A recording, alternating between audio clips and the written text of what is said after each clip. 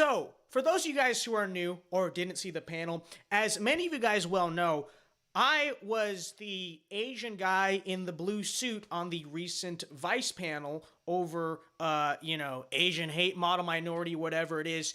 I was that guy. I was the far-right conservative guy that many are saying did well. Some liberals are saying I'm an embarrassment, whatever. Tonight, ladies and gentlemen, I thought it would be a great time to go through and just react frame by frame. Probably won't do the whole thing, honestly, because there's some parts that are just kind of forgettable, but at least the first 20 minutes or so, and then maybe some parts at the end, just go through, react to the stream. Hopefully we don't get copyright taken down by Vice. So let me say, just for the beginning, this is fair use. This is total reaction content, the deal. But all right, let's just get started here because we had all those technical difficulties earlier. I don't want to keep you till 1 a.m. trying to get everything to work. The audio should work this time, which actually, well, it's always worked. I don't know what you're talking about. But here we go. Summary of this debate, essentially, you have me on the upper corner in the suit, which, by the way, I brought this up in the video yesterday, but I'm not even like flexing the way I was dressed. I just feel like I understand that it's Vice, but it's also understood, shouldn't it be by most people, that it's like news? Like maybe I'm just old school, even though I was the youngest guy on that panel, coincidentally. I'm 19. I think everyone on that panel was at least graduated from college. Like I know, the green shirt guy, this guy right here, that we had all those iconic back and forths with. Fun fact, this guy is a graduate of Harvard. Okay? The video is too loud. All right, I'll turn it down a little bit then. But that guy right there is a Harvard graduate. Okay? So that's just something to point out. I think this girl right here, USC graduate. The girl with the purple hair is like a mom or something. I think she's like almost 30. I think this dude on the left is like in his 30s. It's just to give you an idea. But with that said, I don't know. Maybe it's just old school thinking on my part. I don't know. But I would think if you're going to show up for news, it's Vice World News. I understand everything's on the internet now. I would just think that's the way you dress. I don't know. But with that said, let's get started. Okay, because we already kind of we discussed that yesterday. So, all right, as you can see, Vice invited Asian Americans on the left and the right to discuss their political and social ideologies. Fun fact about the invite, by the way. Okay, fun fact about the invite. This whole debate is all about, tokenship, identity, all this stuff. Vice viewed me as a token. Okay, and that's actually true because originally I was not recruited for this. See, if I were recruited for this, I wouldn't make it an issue. And I don't think it's an issue anyway. I just think it's pretty funny. But they originally were gonna have me do a panel about like masculinity, which I don't know. Maybe I'm not like the best guy to talk about that, or I don't know. But we did this whole interview about it. I kind of went into what here's what I think a Christian man is. Here's what I think true masculinity is. Blah blah blah. Family, God, all that stuff. Stoicism. And then at the very last minute, they're like, you know what? Let's stick you on the Asian panel instead, because clearly they didn't have enough people, and they're like, he's okay, sure, but he's Asian. So just a funny story to tell about Vice. That's discriminatory. It's discriminatory nature. I even told them, I was like, I'll do the Asian panel. I'd rather do a different topic because I don't really vibe with this whole like debating about identity stuff, like Asian issues, like minority issues. Like, I mean, you guys watch my content. I don't really do that, right? Do I ever get here and say, as an Asian American, blah blah blah, this and that? Like, there are content creators that do that.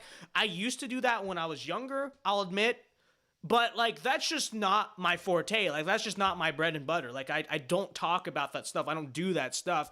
And I even told them that. I was like, like I can competently discuss these things, but this is not really like what I'm about. It's not really who I am. And they're still like, nope, Asian panel. I don't know. So that's just keep that in mind. But many are saying they probably likely regretted it anyway. So here we go. All right. Let me try to Here we go. Okay, You so guys feel ready? It's happening. Hi, Let me and know if the welcome to video's at a our good volume conversation now. That should be about what it means to be Asian American. I'm Krishna. My parents came here from India. I was born here. So I identify as South Asian American or Asian American. And I just wanted to call out that, you know, we're talking about the largest continent on the planet with multiple countries, ethnicities, sub-ethnicities within it. So we did our best to try to get a diverse mix of opinions and backgrounds on this panel, but you can't get. Where's the transgender though? They didn't get a transgender black Asian woman on there, so I think Everyone's opinion. So as we start, I want to get a quick poll. How many of you guys think the term Asian American is useful? So that's 1, 2, 3, 4, 5. We got a couple 50-50s. What about if we were to add Asian American Pacific Islander? So here's the thing about the term Asian American, okay? It's become something that is now, and so I know some people are like, what do you mean? You like, I understand you don't like Latinx, you don't like AAPI. That's what Asian American Pacific Islander is, you know, short for. So you notice they don't, a lot of like the super woke, super PC stuff, they don't even say Asian American anymore. They say AAPI. It's just another stupid term. But the way I see the whole Asian American thing, like literally is the original origin of the political correctness of today, right? Like you look at like Latinx, AAPI, you know, that's only a few decades removed from putting, oh, I'm an Asian American. Like how do you colloquially talk in normal English? Does anyone go around saying I'm an Asian American? Or are you looking at an Asian person and you're like, that person is an Asian American. Hello, my Asian American friend. Like nobody says that. It's wordy, it's stupid, it sounds stupid, you know? And to be honest, what it really sounds like, which is ironic because we have at least one Ivy League or maybe more on this panel, it really sounds like some stupid, you know, social construct, whatever random thing that an idiot social scientist at an Ivy League institution would come up with, like Asian American, you know, like who talks like that? Nobody talks like that. And so I raised the point in this panel, as you'll see, about how, you know, Teddy Roosevelt, the hyphenated American thing, it's divisive. It's divisive against America, right? Like, you know, you don't go around like claiming your tribe with the American. No, you're American or you're not. 100% agree. And that's the point I raised. But a point I didn't raise, and I kind of wish I did. Actually, I did later on in the debate that they cut out, right? Parts that they cut out. Like we kind of have this debate later on about the whole Ivy League political correctness, whatever thing. What the heck is I'm an Asian American, or even worse, now they're like, I'm AAPI. As an AAPI, I believe so and so. Are you like deficient? Like did you fall on your head? Like who talks like that, right? Seriously, who talks like that? And a point I made to the Ivy Leaguer, which again they cut this out, but we were having that whole debate about it, about how like the terms always change and it's so stupid. And I was like, you know, that's a thing so stupid that sounds so ridiculously stupid and nonsensical that only an Ivy League only a person in an Ivy League institution could come up with that. And that's literally so true. It's literally so true. I guess I'm curious to hear why, and maybe the way we can do that is going around the room and talking about who we are, where we came from, I'll skip and through some what of this, that but we'll term get, like, means the to first us answer and and stuff. what you think it might mean to the rest of the world. So. I'm Yiling, and I would identify myself as an Asian American. I feel really strongly about being an immigrant. I'm first gen, or I say first and a half gen, because I was born in China, and then we immigrated to New York and then to San Francisco. And I think that like the term Asian American, it's complicated because it applies to so many different identities, ethnicities, and cultures. It's a helpful term when, you know, you don't really know what else to kind of, here's just I like think lump something, everybody into like one term. Here's something I kind of want like boomer Republicans to understand. Okay, so as you know from watching this panel, this girl was one of the liberals. You know, she was not the most annoying one, but she was one of them. The purple hair one is also an immigrant. You know, when we discuss the whole question of, well, I don't like illegal immigration, but I like legal immigration, okay? I want people who say that to understand that en masse, it's kids like, you know, these two right here that you are, generally speaking, bringing into the country, okay? And you can look at me as the token. I'm not an immigrant, but, you know, family is. And my family, going through the numbers, they're probably majority Republican. Like, we definitely have liberals in the family. They're majority Republican, I think. Like, I haven't done the math there, but, you know. And to be totally honest with you, my grandmother, who literally can't speak English, I kid you not. Okay, I've never really talked about my grandmother until now, but I guess it's relevant. She can barely speak like 20 words of English. You know, like, me and her can barely communicate. But she literally agrees with me on, like, I'm not even joking, like 99% of political issues. And I don't just mean she's like Republican, which she is, or likes like low taxes. Like, I mean, like, socially speaking, like, she's like in lockstep with me and all that. And not because I ever spoke to her or did that, because that's just how she is, you know? But I want people to understand, for every one of me, for every one of, like, my grandma who, like, loves Trump and all that stuff, they can't even speak English, there's 20 of these people, okay? Like, so you can look, we always do this thing with the immigration. It's like, look at these Cuban immigrants, they're such patriots. Look at these Vietnamese immigrants, they're such patriots. Good for them, you know? But, like it or not, societies are not about, you know, that individual or this. It's just when we judge what's good for society, ultimately what's going to impact electoral politics and culture, we can't just look at the Cuban guy who hates socialism or my Vietnamese grandma who, by the way, herself wants an immigration moratorium. Doesn't know what that word means, but she wants it. Understand en masse what you're bringing into the country is, you know, the people like you've seen in this panel. Okay? And that's just the reality of immigration. And for every diamond in the rough you get en masse, I mean, just consider for a moment who constructed the modern immigration system, right? The modern immigration system stems in general from the 1965 Immigration Act, which was passed by who? LBJ, you know? According to the mainstream conservative dialogue, he's basically the evil liberal president who set up all the institutions that would destroy the country and destroy conservatism and the GOP long term, which is true, by the way. That stuff is all true. But again, understand, if that's his immigration system and the people who bolstered it over the years were people like the Bushes, then what do you expect this immigration system to do? Is it bringing in patriots? No, it's not. Okay, a few of them, sure. En masse, no, it's not, right? I don't think there's any issue with it being Asian American and Pacific Islander either, because that's just more inclusive in my opinion. So there's a sense of community amongst people from different cultures. Yeah, I think it's difficult because, like, you can't really put it into words. It's applicable to such a wide range of things, and, like, you know, we're not a monolith. It's complex. Yes. Yovan. I was born in Manila, Philippines. Interesting. And what does that heritage mean to you? You know, I'm a little conflicted because sometimes I just want to be American. I don't want to specify the fact that I'm Asian, but at the same time, it's like someone looks at you, they're going to say that you're Asian, so you say you're Asian American. I don't like the idea of separating the Pacific Islander just because for so long I was told I wasn't Asian, that I was a Pacific. So let's talk about that then too. All right, I'm gonna interject as much as possible so I don't get like copyright taken down, because if I like don't, it's going to just like flag the stream or whatever. Pacific Islander. Now that's the new culture war too, is like AAPI, like lump in Asians with Pacific Islanders. So I can understand, like, you know, Filipino, Japanese, Indonesian, you know, like I generally view them to be Asian, I guess, like, sure, right?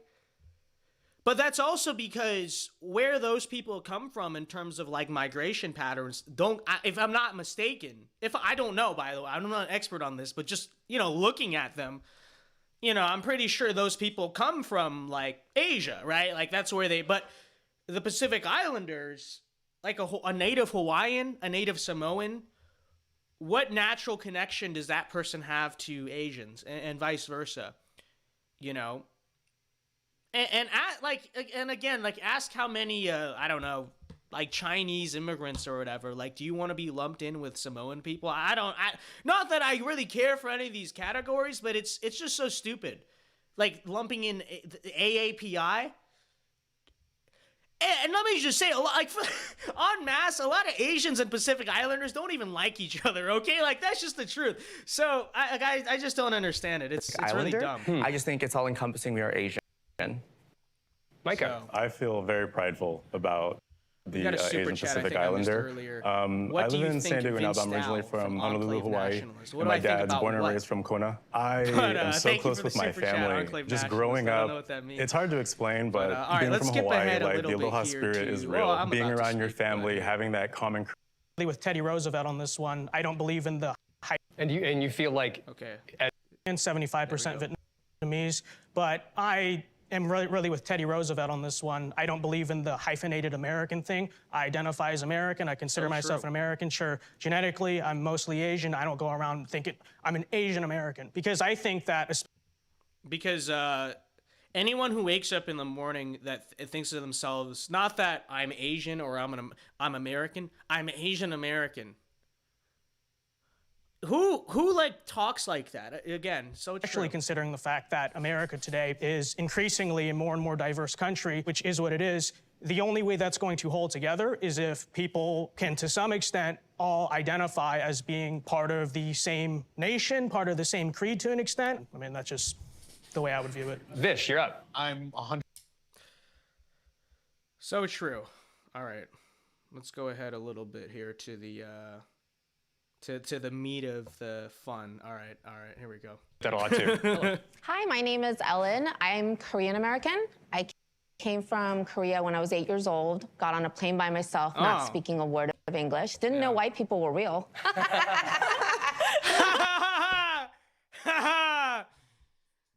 She's so funny. Isn't she so funny and quirky, guys? Aren't you just wheezing right now?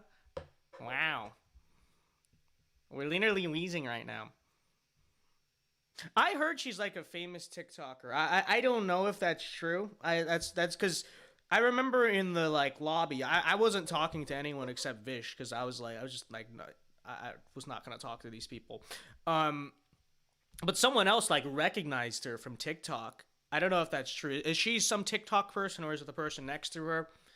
The reason I bring that up is because I don't know what it looks like now, but I know the whole like first 24 hours of the Vice panel. The comments overwhelmingly were basically saying that I won, I dominated the debate, I looked great. And the kind of liberal cope I was seeing was people who were saying like, well, that's just all of Vince's fans who are ratioing the comments. It's like, yeah, there were quite a few of you guys in the comments, don't get me wrong. I also saw a lot that had never heard, that I've never seen in like the live chat. I don't see them in the live chat now. You know what I mean? And the way they spoke, it sounds like they didn't even know me either. Just like that guy in the suit did a good job. Is that how they would speak about me? The guy in the suit, if they were fully familiar with Vince Dow, you know? And then like mathematically speaking, these comments were all getting like several hundred likes and there were several hundred of them. It's like the size of this community does not have the power to overpower a Vice comment section on a video that has like tens of thousands of views when we don't even get tens of thousands of views. But then on top of that, the reason I bring up the TikTok thing is because, you know, if that were true, where are all these other people's fans? Because supposedly, apparently, like she's some type of big TikToker with like millions. Where are her fans? Where are all her supporters in the comment section? You know, if she's bigger on social media than I am, right? And also, there's like, you know, the conservatives on this panel are very outnumbered. So where's the Zayed guide, whatever? Like, where are all the supporters for the rest of these people, right? I don't know. I think the liberals are just coping on that one. I think in reality, these two people especially made high embarrassments of themselves. And it tells you a lot because obviously running out of any debate, both sides think they won. So conservatives say I won, expected. The left says that, you know, these two won, expected. Every comment I saw from people who were generally in the center were all in my favor. People saying I'm a liberal, I don't, but I actually agree more with Vince on some of this stuff. You know, so I'm just saying, you know, because there's a lot of coping from the haters on this one. You know, they're all in the recent video saying, you lost, bro. Okay. Yeah, that's why, and of course, the comment section on Vice, that's just all my fans like astroturfing it, right? Because we definitely have the numbers to do that. It doesn't really make sense. For me, it was She's also bigger in huge real culture life than shock. you are. My parents had already immigrated, so I was joining them. In status, of course. In status, of course, we mean. Atomic says I can fix her. No. She already had a kid, bro, and that's not yours. Not even yours. You're gonna be a stepfather to her children? Come on, dude. I like to be identifying myself as a Korean American woman, and I recognize the importance of Asian American Pacific Islander. Definitions are always constantly changing as we as society constantly evolving. I don't like to just consider myself American because when anybody But that's just not in true. this country looks at me, That's they don't stupid. just see American. They Why would they always see constantly Asian change? first. Instead Shouldn't of things using be that as a objectively true thing once that in a while, holds like me ever, back, you know? I say it proudly. And it's taken time to accept my identity, to really know that that's sort of an umbrella term to open the door into the conversation. I know it's not possible to encompass all of us because Asia's so big, right? But in order for us to be seen and heard, we have to start somewhere. So I think it's a good term for that. Yeah. I'm Ziad. I we go. use he, him pronouns, and I am Bangladeshi American, and I'm Asian American. There it is, the iconic eye roll. Okay, the iconic eye roll. Let's run that back again. Okay, so watch. So I'm gonna be up here in that right-hand corner, right? Right there. Yeah, there. Okay, so watch the watch like my eyes. All right, this is a classic moment right here. But in order for us to be seen and heard, we have to start somewhere. So I think it's a good term for that. Yeah. I'm Ziad. I use he, him pronouns, and I am Bangladeshi American. Hopefully you guys saw that. It's kind of hard to scroll back and forth on this thing, but real. So I'm glad they actually picked that up on camera.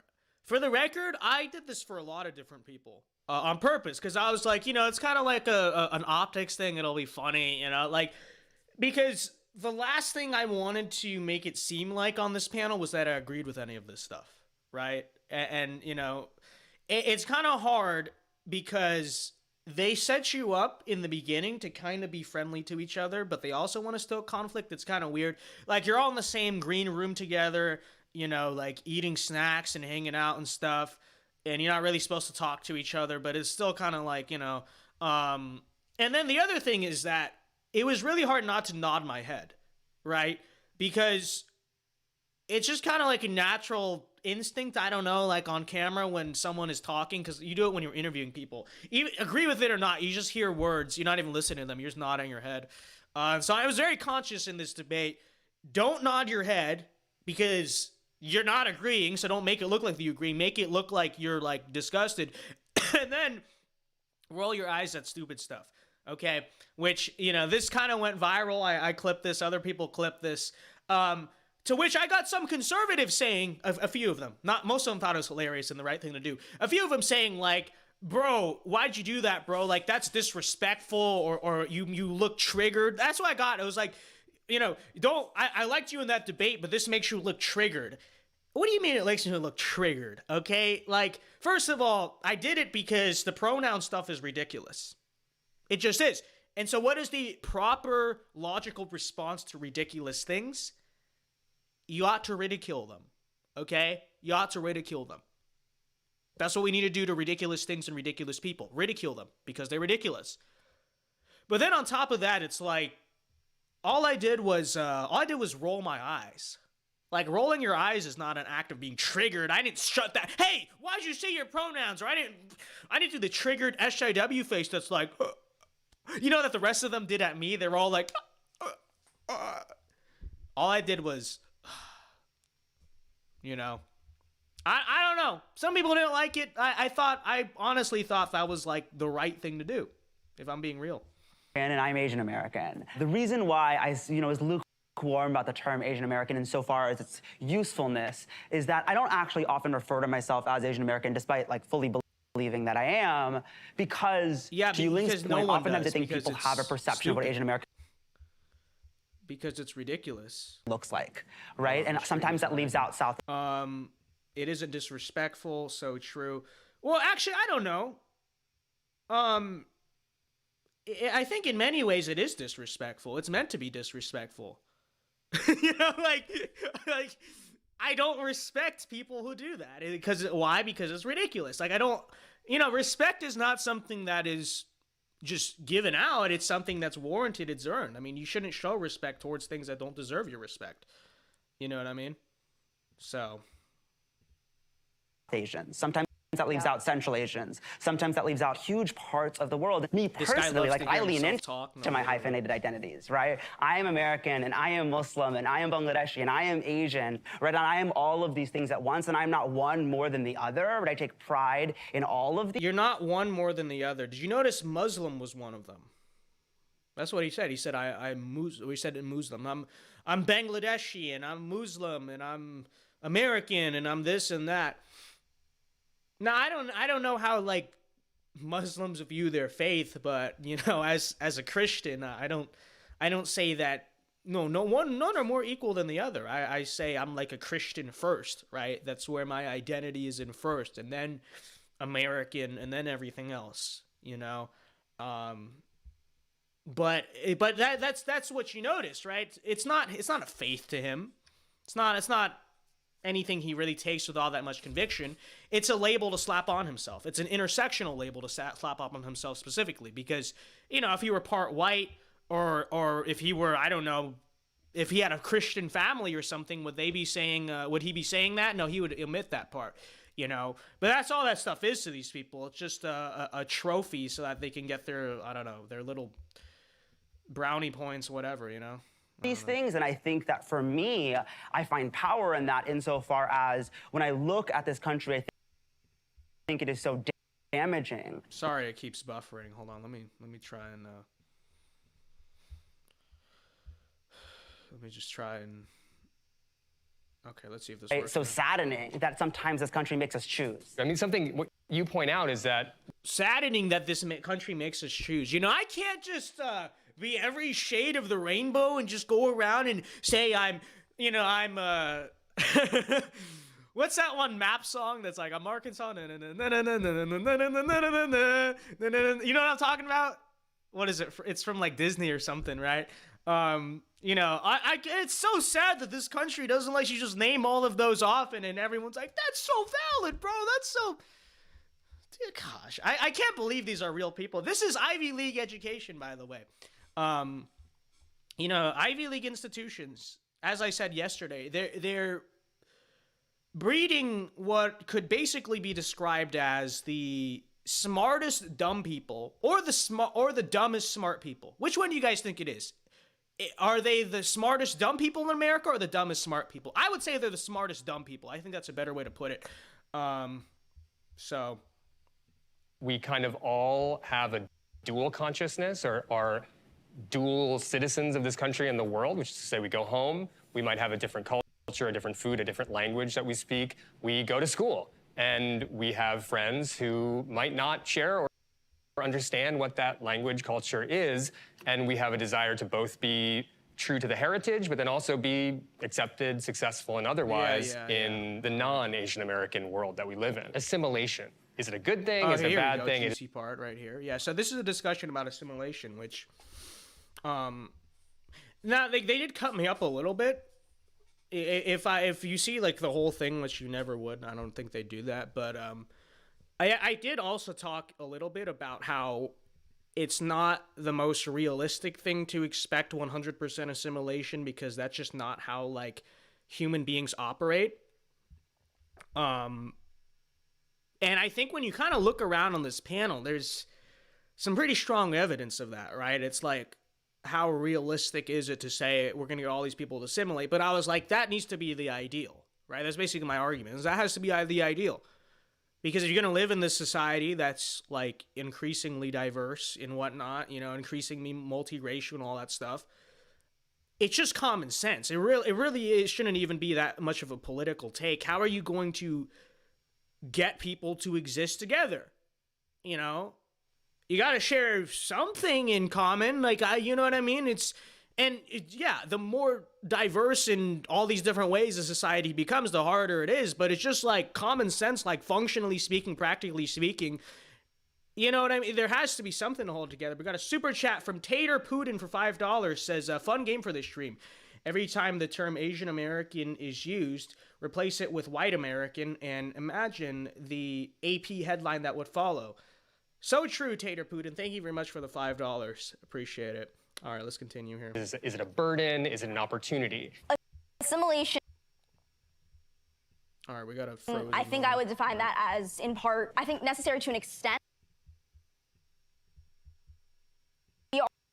What's going on? Let me just try turning down the resolution to like 240. Maybe that'll make it better. Hopefully it doesn't look like we're watching, okay, that doesn't look too bad. Are forced to in order to navigate this country. So I would say learning the language. Is this super laggy for you guys? Learning how like for me it keeps buffering, but I don't know exactly what you guys are seeing. Like properly behave, for example. That's in part kind of assimilation, making sure that you are in line. kosher in this society. And I think in part that means survival. I think assimilation is not just a great thing, it's a necessary. See, she's the least liberal one because she said that that assimilation to some degree is necessary. Well, she said more in the panel from my recollection. Like, I remember me and her having a whole argument about stuff, too. Like, you guys, okay, I mean, I guess I process it a little differently because, like, you guys see the final cut. You know, we had, like, whole segments that, like, didn't make it in or only made it in for, like, a few seconds, basically. So, you know. Andrew M. for Canadian $5. Shout out to Andrew M. See, Andrew M., all right, Andrew M. is the type of immigrant he's the type of immigrant I want in this country. All right, I just want a strong, patriotic immigrant like Andrew M. So true, so true. He says Zayed is like the fool described in the book of Proverbs, quick to speak, quick-tempered, and believes he's right in his own eyes. No, so true, so true. And I mean, if you'll notice. See, like I said, there's a whole part in this debate where I start calling out just the credibility of academia and the credibility of, like, you know, must study, like that whole stuff, and just ridiculing academics and ridiculing elites, basically. But I basically called him out because I was like, you're throwing out all these crazy buzzwords and this and that and oppression and communities and whatever. And I basically said, like, you know, you really aren't saying anything, you know what I mean? Like, you're just throwing out words. It's oppression, and in a very effeminate way. It's oppression of communities, and I was like, you know, you're not actually saying anything of substance. Like, you don't make any sense. None of this stuff makes any sense. It's just a bunch of, like, mumbo jumbo made by stupid people that are given smart positions at, like, Harvard and you know, whatever else and whatnot. And he got mad, and I didn't call him low IQ. I said that the arguments were like middle IQ, like they were midwit, like they were smart enough to be coherent, but not smart enough to actually make sense. But they cut that whole part out. It was when we were talking about the SAT. Because if you notice the whole SAT part, people said I was quiet. People said it was whatever in that segment. We actually did that thing for like half an hour. And in that half hour, like, I kind of went through like how the SAT, we'll get there, but that's what happened. Necessary thing. No society can hold together where people have nothing in common. They don't speak the same language. They don't practice the same things. And, you know, you may look at something like just food habits or what you eat and think that's fairly frivolous. But the truth. So we were talking about food earlier. That's why I brought up food habits. It's not random. There are some parts where they cut it to make it look like I was like, what, food habits? You know, like, okay. We had this whole conversation about how, like, coming to school with Asian food and being made fun of or whatever. You know what I mean? The matter is that on a broader level, when we're talking about more big picture things, differences in race, culture, religion, all these things, people have fought wars, violent wars, killed each other over these things for thousands of years. If America is to hold together, assimilation, not just good or bad, necessary. I don't think it's going to be possible for America to survive as a stable, functioning society if people don't, to some degree, say, well, here's what we're going to commonly agree upon. But who gets to choose it? The majority culture, I suppose. And what's the majority culture? And who's people with power? No, I did. White people. I actually did. Well, I don't know if that's. Yeah. White people. It's okay. Yes, I did. Okay, we got an ad really. But yeah, no, that all did happen. I'm kind of sad they cut that out. I thought in my opinion, they actually cut out my best moments of That's this necessarily so true. I mean, debate, which I'm not like surprised by. Let's elaborate. I don't think a particularly white Because quote-unquote I interest also went controls into the things whole like In America. Holocaust culture. thing, like, really Do you believe hard. white supremacy And exists? they actually, I think that there was are really people the who moment believe it, where and I think there's people stumped who them. all Let me believe that turn their this down race while is we explain. superior. So you don't believe in white supremacy? The moment where I like really stumped them was when we were having the whole Kamala Harris is a token thing, and I literally said by definition she's a token because Joe Biden said I'm going to choose a black woman. He specifically said I'm going to choose a black woman for my vice president, and then chose her. Like that's by definition a token, and they couldn't handle it. Like they really had like no response to it. And they cut it out. So like, people look at this moment, that moment. They say such a cool moment. They cut out like what I thought that was my best segment of the debate. Not that it was the most substantive, but it was really like the libs owned moment. You know what I mean? Like the 2015 like Ben Shapiro on those like Seattle radio debates. You know what I'm talking about? The whole he explained to me how that happened thing. Like that was how it was starting to like unfold.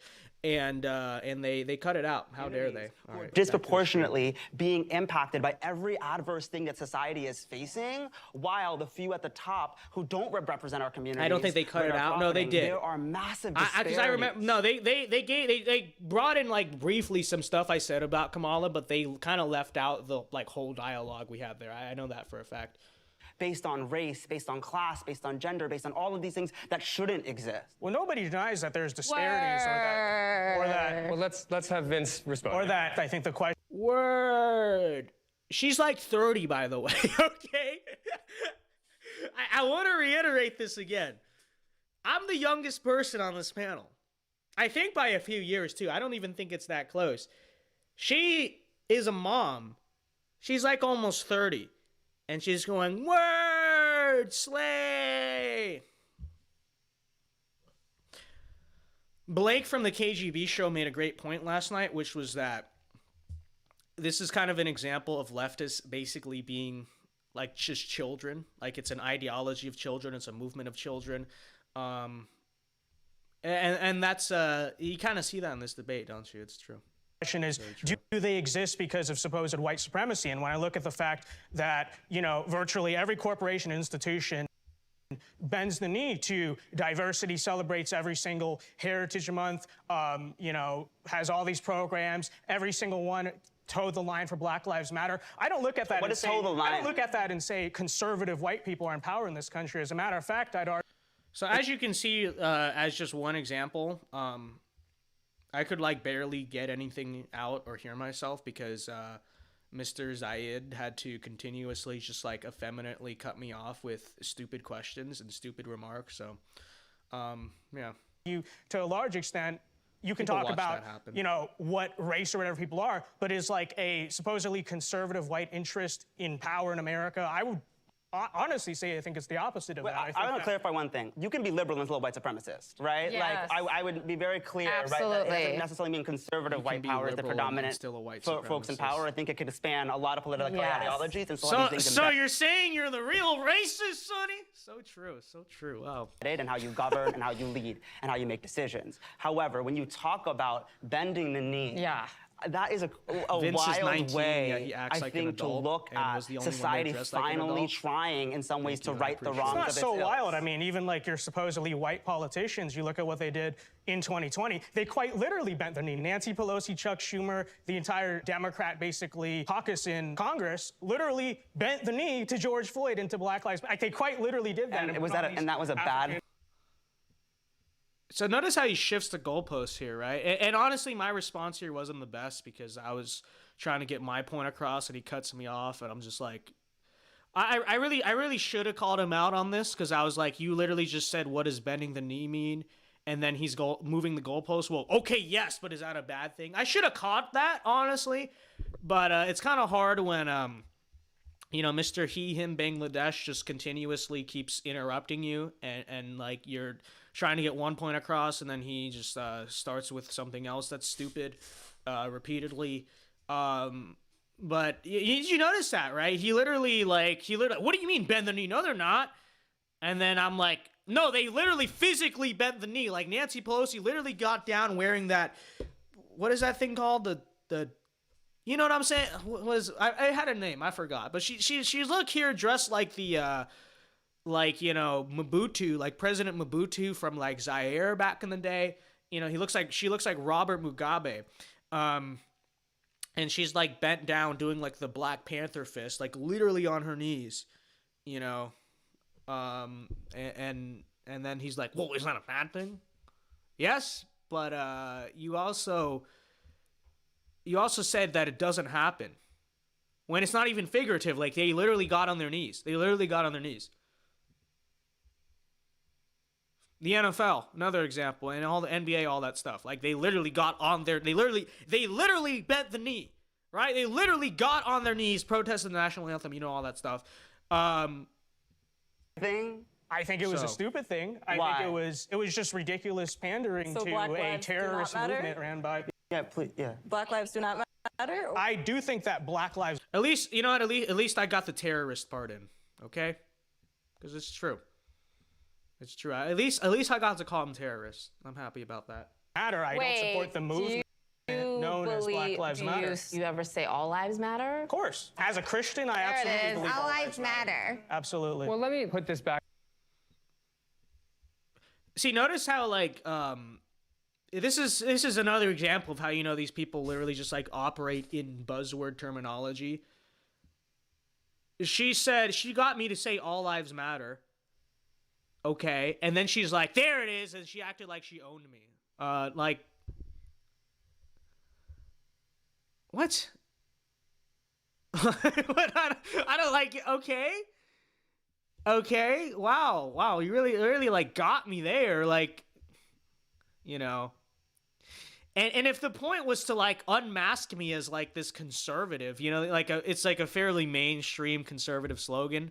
It's about as mainstream as you can get. Now, the things I was saying earlier about assimilation and whatnot, you know, I wouldn't even call them all that radical, but they're a little bit like further to the right or whatever. They're a little bit less mainstream than, you know, all lives matter, you know. But we got a super chat from Slightly Offensive from Elijah Schaefer. I haven't seen you in forever, but I hope you're doing well. For $50, says, never give up, Vince. Keep crushing it and spreading the truth. You are a voice to many. Thank you very much, Elijah. Appreciate it. Hope you're doing well. Hope you're doing well. I appreciate the support. Big money, Elijah. Let's go. What a king. What a king. Appreciate it. 07s. Into some more concrete terms. So I guess Is to it the try real to understand. Elijah? I think it is. He has a check next to his a fake. Someone made a fake Elijah just to send me $50. That's an elaborate scheme, but I'd appreciate it nonetheless. Thank you very much. No, but thank you very much, Elijah. Appreciate it. conflict here that you guys are having. What role do you think Asian Americans have as far as the larger injustices and racism that this country has exhibited and has pushed it forward in the 200 years prior to even our arrival? But I guess the easiest way to make it something to talk about sorry for the is lag. the I concept just- of the model minority myth. When you hear that word, what does it mean to you? So the model minority myth, you know, after World War II, they used us to separate other people of color. They used our race to say that we were the best race, that we were the model minority because we were the smartest, we got the best jobs, we did these things, and we were able to assimilate to what their idea of what they wanted. They wanted an example to use of people of color that they could. They were able to pause. Oh shoot. Thank you, Laggy. They were able to assimilate to what they wanted, whatever that means. So Asians were able to climb up the social ladder, buy homes, have meaningful, well-paying careers, have families. Generally speaking, have families that, for the most part, stick together. You know, I don't know the rates. I look at most Asians, they're like, it's not that common to have like rampant fatherlessness or whatever. So, you know, stuff like that. You know, being participant in society, not committing crime, not smoking weed, going to school. You know, this is the evil assimilation to white man. Okay, Mr. White Man. All right, the real. Like, what does that even mean? What does that even mean? I call that out in this, by the way, and they cut out the part where I was like, you just want to smoke weed and commit crime, but you know. Use against all the other people.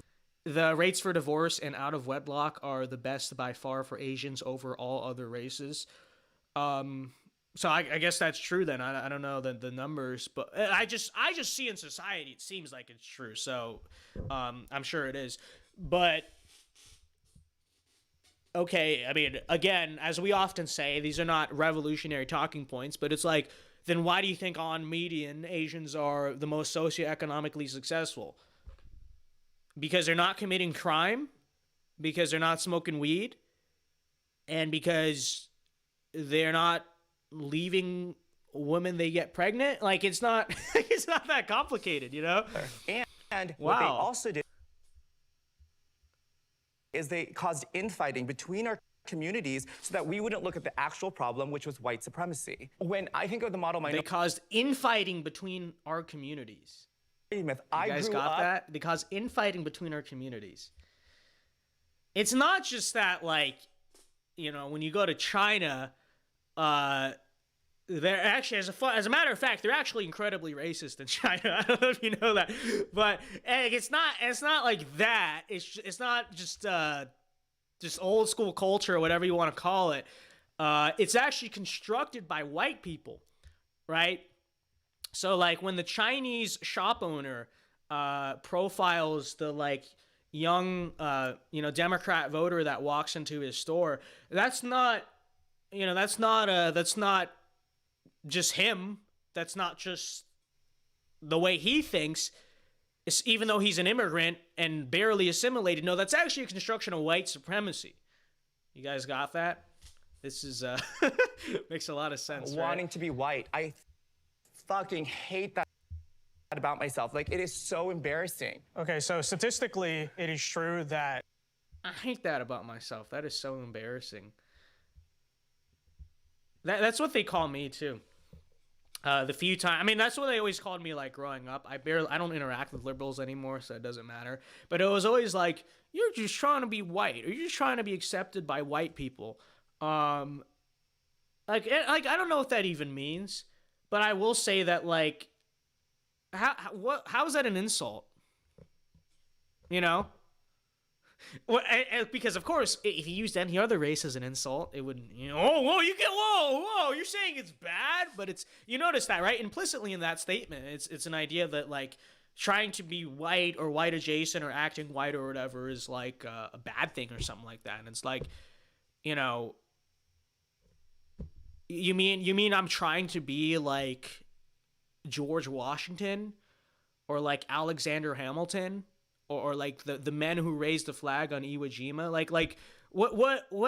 How is that insulting? I don't get it. I don't understand. You know, I'm trying to be like the super nice Baptist family that, like, is very charitable and is always like, come on in, have a seat. Wow. I'm like really flabbergasted. I can't believe I'm trying to mimic that. You know. I don't get the argument. Right, on average, make more money, in terms of medium, make more money, better test scores, get into better colleges, all that stuff. I think the question is, why is that? And I don't know, model minority, whatever that label wants to mean. That's actually a myth because we can't. That's actually a myth. It's a myth that Asians on average have better average academic performance and a higher median income in the United States than other groups. I don't think that's a myth. I don't think that's. And by the way, so people say that. The whole thing I said about, like, Asian hate crimes, crime statistics, who's causing and all that stuff. Vice sent me an email saying, you need to fact check this, send us the sources, and I sent it to them. Did they try to fact check her on this? I doubt they did. Because if they, what's the myth about it? It's not a myth. It's true. Like, I don't think there's anyone that actually disputes that. Listen, I don't know. Let's hear the rest of her response. I don't remember what she said. Not be. Well, no, listen. Well, let me finish my point. We need to Based cutting her off. observe what makes people successful and unsuccessful. And I think when you look at trends that are generally true in the Asian community, not of everyone, but are generally true, usually you have families that are sticking together. You have, We had a bot in chat. What happened? people are taught to work hard in school, not get into Look trouble. at him. Look at him. He's like, he can't believe that. By the way, this guy apparently, I didn't know this. People have told me this. Apparently, this kid is the son of a billionaire. Okay, he's the son of a billionaire. All right. And throughout the whole debate, we talked about privilege and stuff like that, that actually didn't make a lot of it into it. But he was always going on about privilege. And he was saying, well, I'm not the best ambassador, but we can still talk about it. But I recognize my privilege too. But then I didn't think he meant. I thought he meant, oh, his family's like some like Muslim doctor who makes like 400 grand. Like that's what he made it sound like. It was just a surgeon or something. The kid, from what you guys are saying, is a billionaire, not a self-made billionaire. His parents are self-made billionaire. His dad, I assume, is a self-made billionaire. And he's like, he can't believe this. What did I basically say? Like, work hard, go to school, family, all that stuff.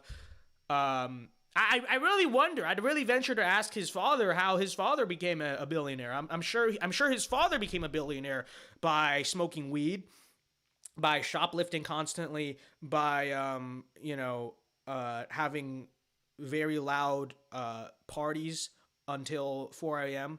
when the rest of the people in a residential neighborhood are trying to sleep. I'm sure he became a billionaire by harassing people on subways.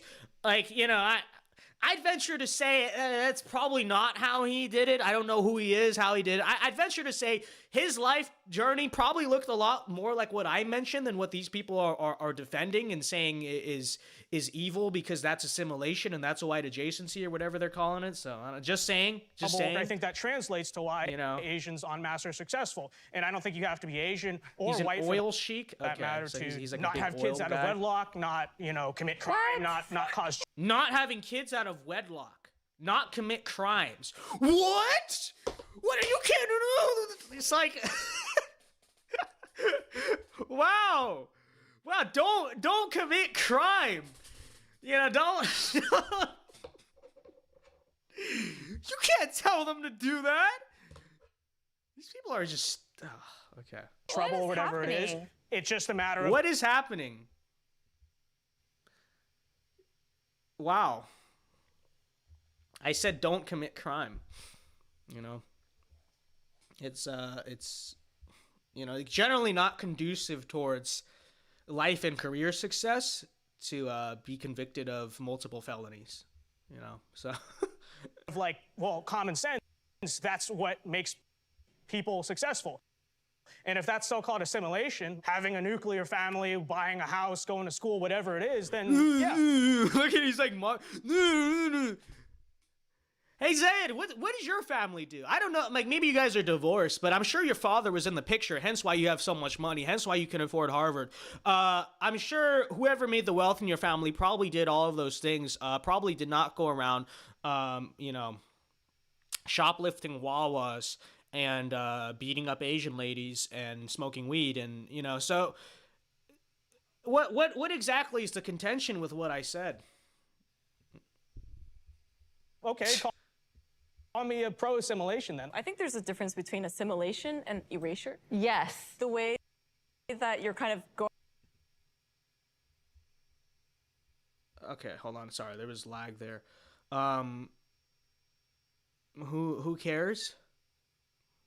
I don't. Okay. About it seems like, okay, of course, we want to be in community with people. And I don't think there's a problem with being in community with people from different backgrounds. That's not the issue. It's also embracing the diversity that we inherently have and accepting that and being okay with that and celebrating that. That's very idealistic, I think, but I think we should acknowledge the fact that diversity, quote unquote, is not a factor that is strength. It's not a factor that historically or even in the current strengthen societies. People don't come together, form societies, form families, form communities because they have nothing in common. They come together and do those things because they have something in common, right? You talk about race in such black and white terms. Okay, before we go to her reply, Christopher Lowry for $5, thank you very much, says, funny thing is that they seem to be triggered when you mention families. Shows the left's true motive against it. Thank you very much for the 5. God bless you. Appreciate it. And it's so true. It's so true, isn't it? Before we go to her reply is golden. Okay, stick around for that. But let's see what's going on in chat here. His dad owns a scam call center. Hey, whoa. Okay, I'll have you know. That's a stereotype of Indians, not Bangladeshis. All right. So calm down there, you crazy racist. Okay, what are you some kind of racist? All right. Listen to her reply to what I said, because it's like you'll really hear it. It's she doesn't say anything. It's literally nothing burger. And it sounds incredibly stupid, but here, listen to it. Form societies, form families, form communities because they have nothing in common. They if it'll stop come together and do those things because they have something in common, right? You talk about race in such black and white terms. The way you talk about it is it's either with America, whatever your definition of America, or not. So You're true. Talking in very black and white terms, and that's actually the problem in discussing race, because we're Asian Americans, we're neither black, we're neither white. When you're having a race...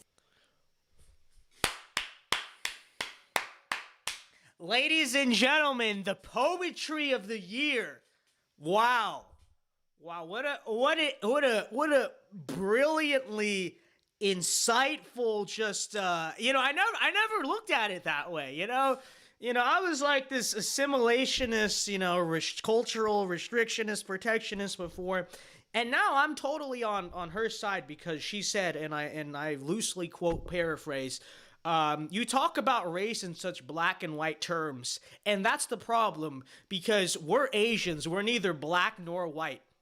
Ladies and gentlemen, can we give a round of applause? Can we give a round of applause for the genius, the just utter brilliance, the mind-blowing, fantabulousness of all that? Wow. Truly incredible. It's just so insightful, isn't it, folks?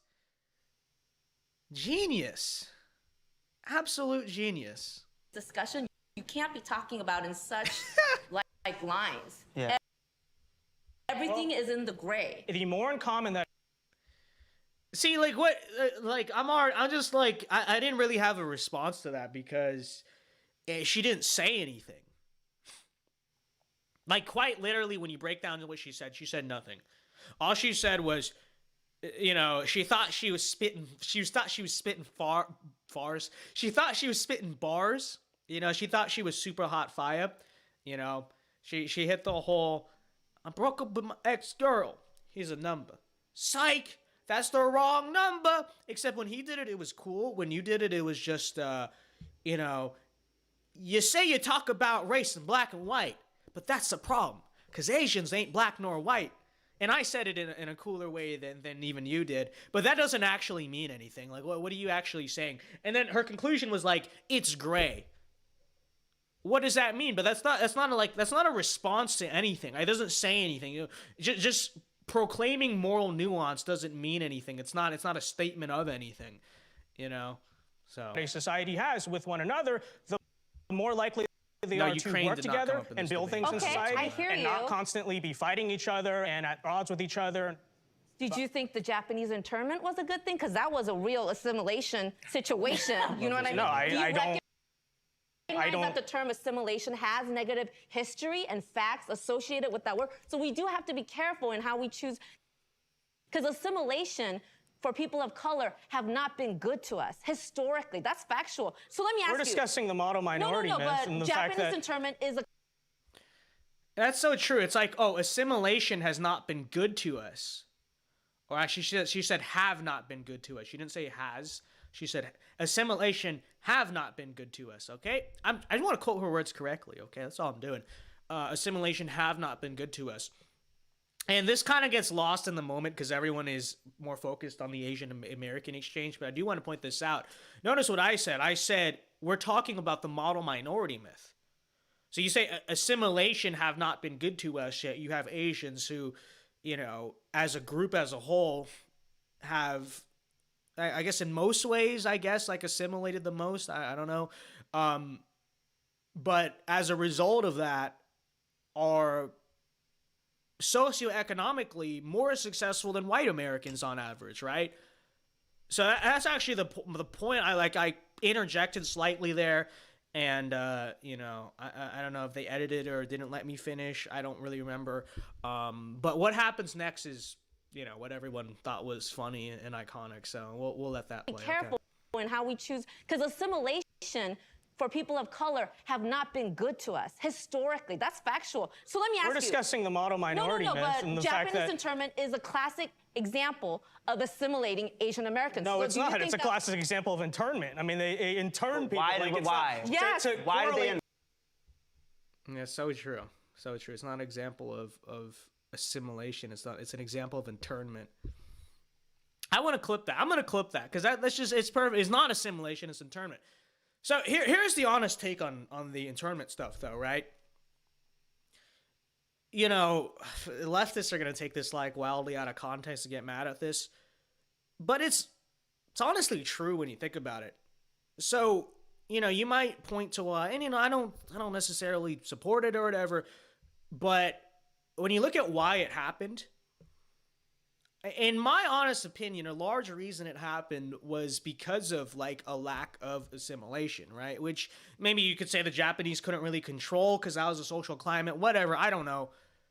But part of the reason why it happened to Japanese Americans and never like German Americans was partly because, you know, look at the way the Japanese kind of lived in Hawaii and on the West Coast. You know, they had their own little, like, communities, their own little tribe kind of behavior. And again, you might say, well, that was because of the way society was or vice versa. I don't know. I don't know if that's so true, though. I don't know the whole history of this stuff. I'm going to be totally honest with you. But it also seems to me that to a large extent, because you see that's the way Asians still do today, to a large extent, I think it was partly that the Japanese wanted to live amongst other Japanese people. The Japanese wanted to have their own communities. You know, en masse, they really did not care much for, you know, integrating culturally or racially or whatever. And you know, whatever, that's their prerogative, that's their decision. But I think partly when it came to like how, you know, people were able to justify doing that or whatever, it was partly because there was such a lack of assimilation, it seems to me, right, historically, between Japanese Americans and, you know, white Americans and the rest of Americans, which again, I don't know who's to blame for that necessarily, right? But I don't think, you know, whatever.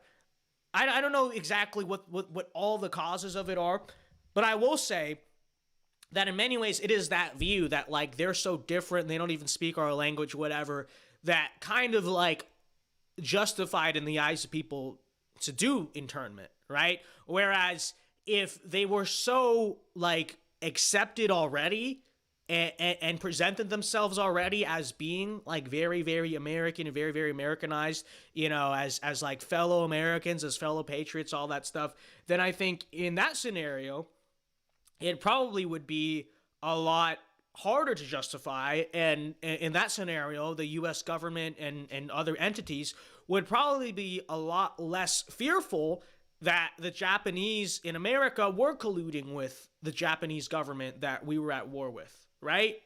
Right? Again, I'm not saying any of it is right or, you know what I mean? If you want my honest take, I think in many ways, the reason why Japanese internment, I'm not even trying to do the whole Dinesh D'Souza line here, but it's actually true. Like part of the reason why Japanese internment is kind of forgotten to history is specifically because it would damage the credibility of FDR, right? And when we understand that FDR and New Deal coalition, all that stuff. Like FDR essentially is the father of the modern left and the father of the modern Democrat Party. You know, if in my opinion, I think part of the modern kind of liberal foundation is the requirement that FDR and by extension LBJ be seen as these great heroic founding fathers of the whole thing, right? And bringing up internment and the US and FDR would damage the credibility of FDR. It would damage the image that he has of World War II being this great liberal crusade for democracy, which is kind of the whole premise that the modern left and the modern Democratic Party is built upon, right? But with that being said, again, I think when you analyze the social situation there, you know, it's like when these people totally like lived in their own enclaves, in a lot of cases, like, you know, didn't even speak English, were basically seen as alien to the rest of America, you know, and can you see, and I'm not saying it's right, I'm just saying, can you see how the suspicion would arise that like maybe they were colluding with the Japanese government, maybe there was some suspicion there, like that's, you know what I'm saying, right? I don't know how true it was, I don't know, but what I do know is when you analyze the social situation going back, you could make a strong case. Again, I'm not like justifying it or whatever, but I'm just saying you could make a strong case that it could have been avoided had there been a better process of assimilation, had the Japanese been seen as more assimilated, right? Because that's why it didn't happen to the Germans in both world wars. You know what I mean? Because German Americans, instead of having their own enclaves in California and Hawaii, and you know what I mean, they lived amongst the rest of America, right? And so that's I think that's actually a discernible difference there. Italians were also interned, but no one cares. I actually did not know that.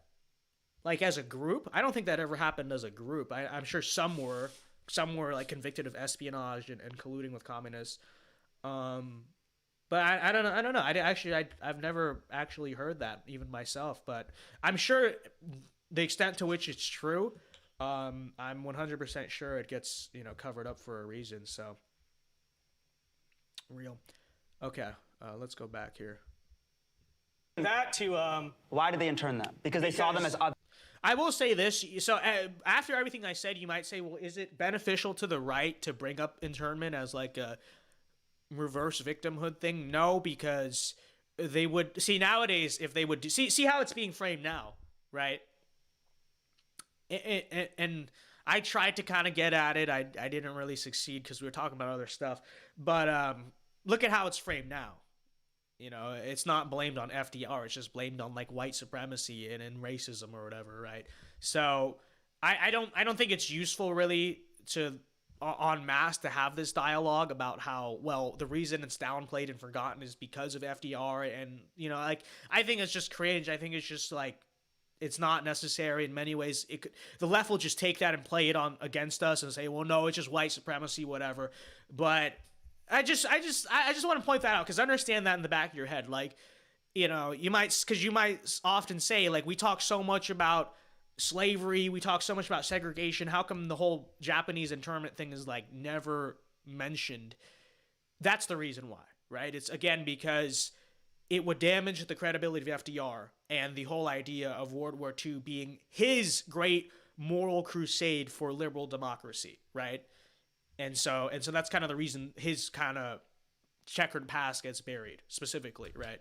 Because they saw them as dangerous. not really. Well, yes, they saw them as dangerous because, and I don't agree with it, but left-wing president FDR at the time saw it as a national security risk. So you're a Republican, right? You're right-wing, right? I want to make sure that we move this way. Okay. So you're a Republican, right? You're right wing. Yeah, big reveal. Big reveal. Yeah, you couldn't tell from like the first minute, right? Talking about it. And thank you for all the passion on this. And I think there's a lot to unpack. Joyce, tell me about your feelings about the model minority myth. According to Wikipedia, it said they interned 2 million in Italians. What the heck? I kid you not, I've never heard of that. Wow. Yeah, you guys taught me something new today. I literally never knew that happened. But hey, look, maybe now. Oops, I didn't mean to move this. Now I can play victimhood with my Italian ancestry. You know. Hey, what you talking about? You know, it's so true. They've always been the real racist. Yes. Does it make you think about? For me, like, I don't think race should be an issue in anything. Like, when we want to make a decision, we should not put race as a factor. Living in New York City, we're the melting pot of the world, so I haven't actually experienced any of these biases. And if we keep continuing to live on remembering how history was, we're never going to move further. So I identify myself as American, and in this country, it's the only country where a homeless person can be a millionaire the next day. So based on capitalism, we all have an opportunity, and we should not use race as a factor in either getting ahead or depriving ourselves of opportunities. I have a question directly related. Let her do it. Like, is it the black and brown? Wait, I missed it. Hate and use that as Okay, propaganda. let's just let it play. Propaganda? I feel like also to just say that these people are mentally ill is Propaganda. Okay. a kind of an ableist argument too, because there's It's an ableist argument. Oh, I think. Wait. Okay. Let me go back. We were discussing like Asian hate. I tried to skip ahead because I thought it was getting boring, but this actually is kind of All over the news. Did that affect you? And what were your thoughts on that? This should be good. The government is telling us that it's Asian hate, but that's not the real issue. The real issue is actually that these people were mentally ill and they were let out. Or both can be the issue, right? Yeah, It can simultaneously exist as issues. You can't say that it's Asian hate and use that as propaganda to... Propaganda? I feel like also to just say that these people are mentally ill is a kind of an ableist argument too, because there's plenty of people who are mentally. It's an ableist argument. It's an ableist argument. What? I feel like it's an ableist argument to blame hate crimes or whatever on mentally ill people. And she says that there are plenty of mentally ill people that don't commit hate crimes or shootings or whatever. So what are you saying, that because of that, so like mental illness shouldn't be treated? It shouldn't be taken seriously by society? Like what? This is all they do. They just throw out like words. Like what are you talking about? Ill who are not going out and killing like Asian people on the street. All these So we shouldn't treat mental illness. Like what do you mean? Like, so the point she's making obviously is that we should take mental illness seriously because, you know, mentally ill people, as you often see, can go crazy and commit violence, whether that's, you know, pushing someone onto subway tracks, school shooting, you know, like whatever we're talking about. And she says that's ableist because there's lots of mentally ill people that don't do that stuff. Okay, got it. USC graduate, by the way. She graduated from USC, which is a pretty elite school in itself. So, you know, nice to see that our country's highest academic institutions are creating just some of the best and brightest, right? Some of the best and brightest. Actually, you're seeing the videos of in San Francisco, New York City. Newsflash, they're not being prosecuted as hate crimes. So the more correct way to They cut it out. They cut out a little bit of my explanation here. So let me give the full explanation on this stream. In general in America, hate crimes are very rare in terms of the amount that they're prosecuted. In most cases, violent crimes that happen are just persecuted as murders or assaults or whatever, battery, whatever. Part of the reason for that is because as a prosecutor, a hate crime is a lot harder to prove because you'd have to prove like evidence of prejudice, evidence of hate, you know, whatever, all that stuff. But then also kind of consider it logically. And, you know, I didn't really say this on the panel because they wouldn't understand it. But I say it to you because you would understand it and you would buy the argument here.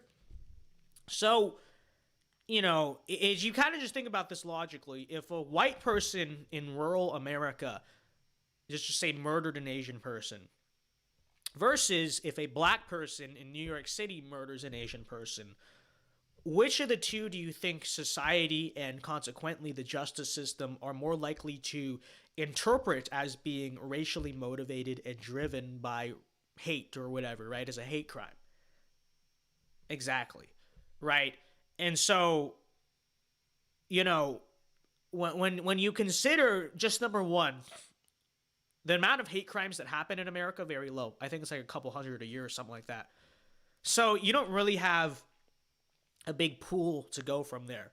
But then on top of that, when you consider what generally do they choose to pick and prosecute as a hate crime, you know, most of these videos of like a black guy assaulting an Asian lady or, you know, pushing her onto the subway, whatever, I'm sure maybe some of them are, most of them are not being persecuted as hate crimes. Your random generic assaults, most of the time they don't bother declaring it a hate crime. Okay? And so what I said was that when we talk about all these videos you see of Asian ladies and old Asian dudes and stuff just getting beat up and assaulted and all this stuff, you have to look at what crimes that they are prosecuting there. And in most cases, it's not hate crime. In most cases, it's just battery, it's just assault. And so the proper way to look at it is not hate crimes, right? Because when we say the Asian hate attacks, a lot of the crimes you're talking about are not being persecuted as hate crimes.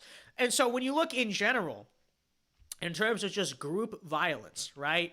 What group commits the most violence against the other group? Well, when you break that down, the statistics fine. These are statistics, okay? This is just factually true. It is not white people by majority or plurality who commit the most violence against Asian people in America, okay? It's not.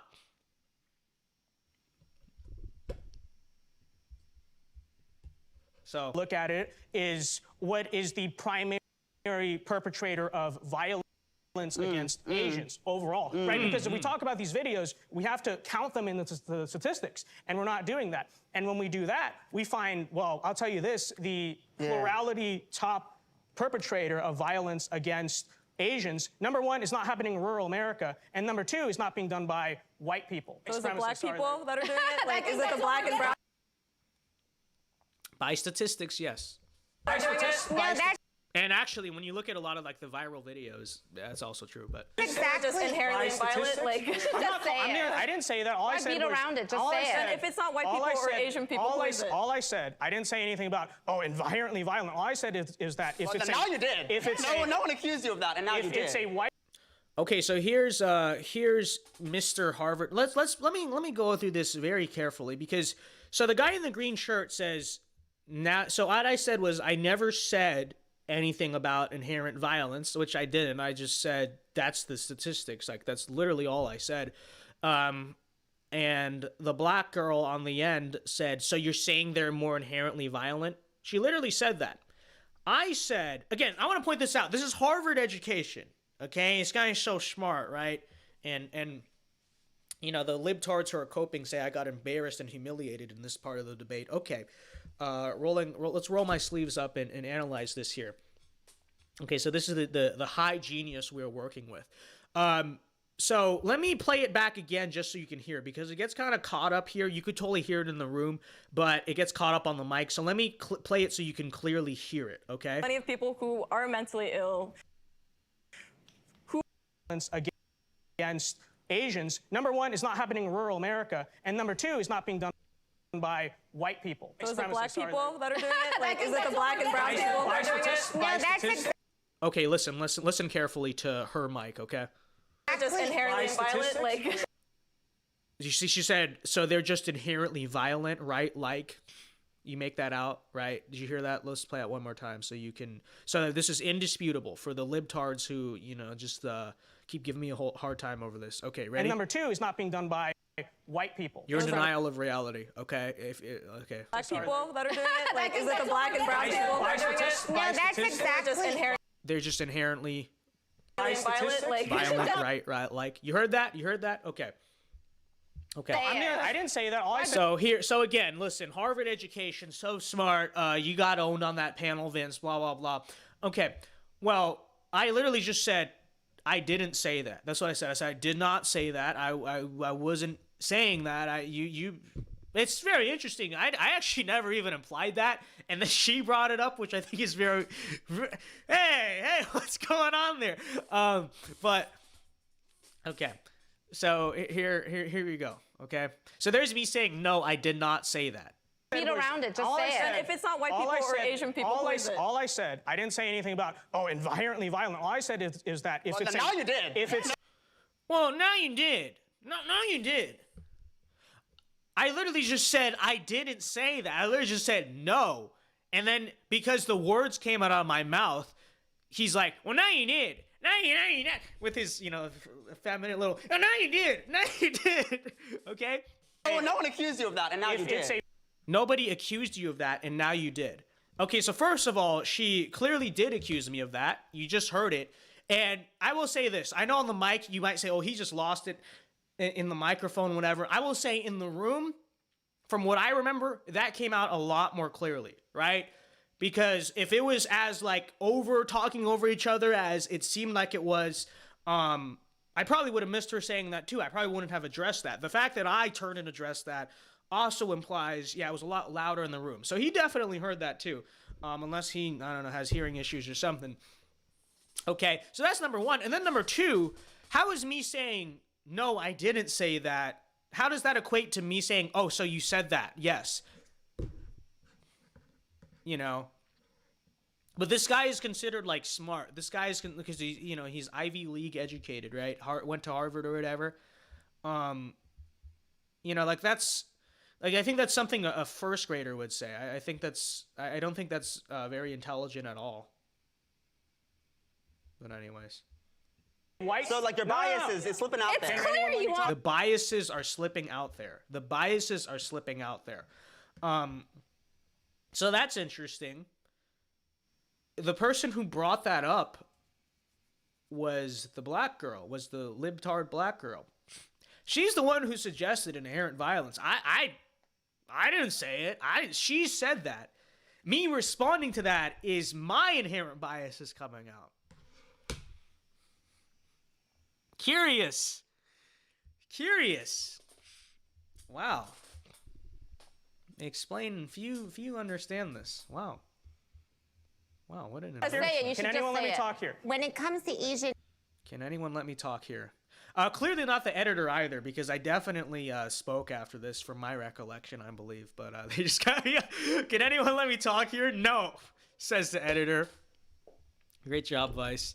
Typical. the perpetrator is not a white supremacist in New York. Correct. That's all I'm saying. So that's the all that problem. I'm saying. We don't want to blame one race for violence when that's actually not true. Is it white people? It is white people. Are these attacks happening It is white in the people. rural- I literally looked up statistics. You do not have to be white to. I literally looked up statistics.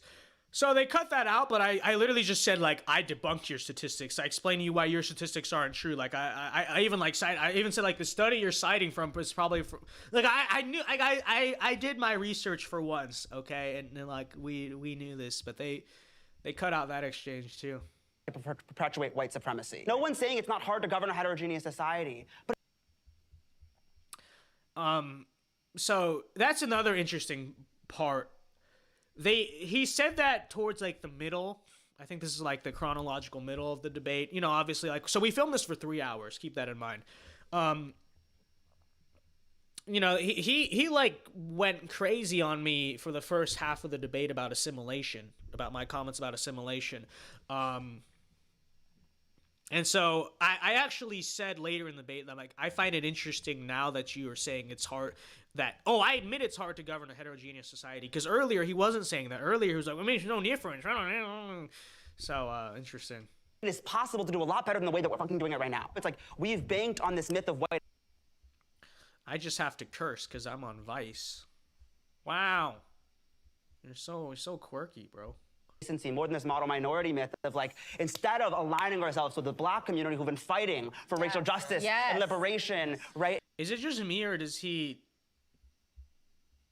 sound like he's on 2 times speed? He's actually not. I'm not messing with the speed at all. That's just him. and acknowledging our own privilege and putting our bodies on the line to fight for these movements. Instead, we banked on white adjacency. Vince didn't say the perpetrators were black. They filled in the blank as black and then say his bias is showing, bruh. No, literally, you know.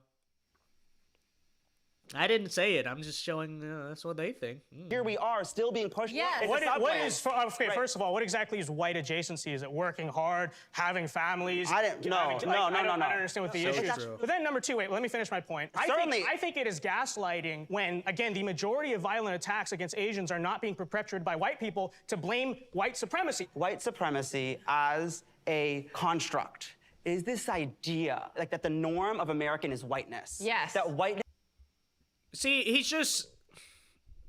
Again, they kind of cut this out. They cut out the part where, like, we really got into this. Because I was like, what does that mean? Like, white supremacy is... Let me copy his hands, okay? White supremacy is the idea that what defines the norms in America is whiteness.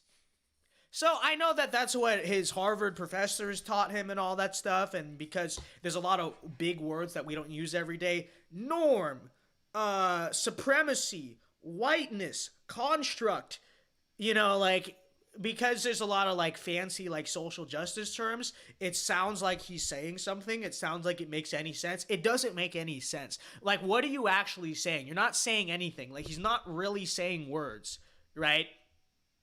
But he's doing this, you know, because that's what they do at these institutions. They do this, and they make up terms about norms, supremacy, whiteness, like that, and like it doesn't mean anything.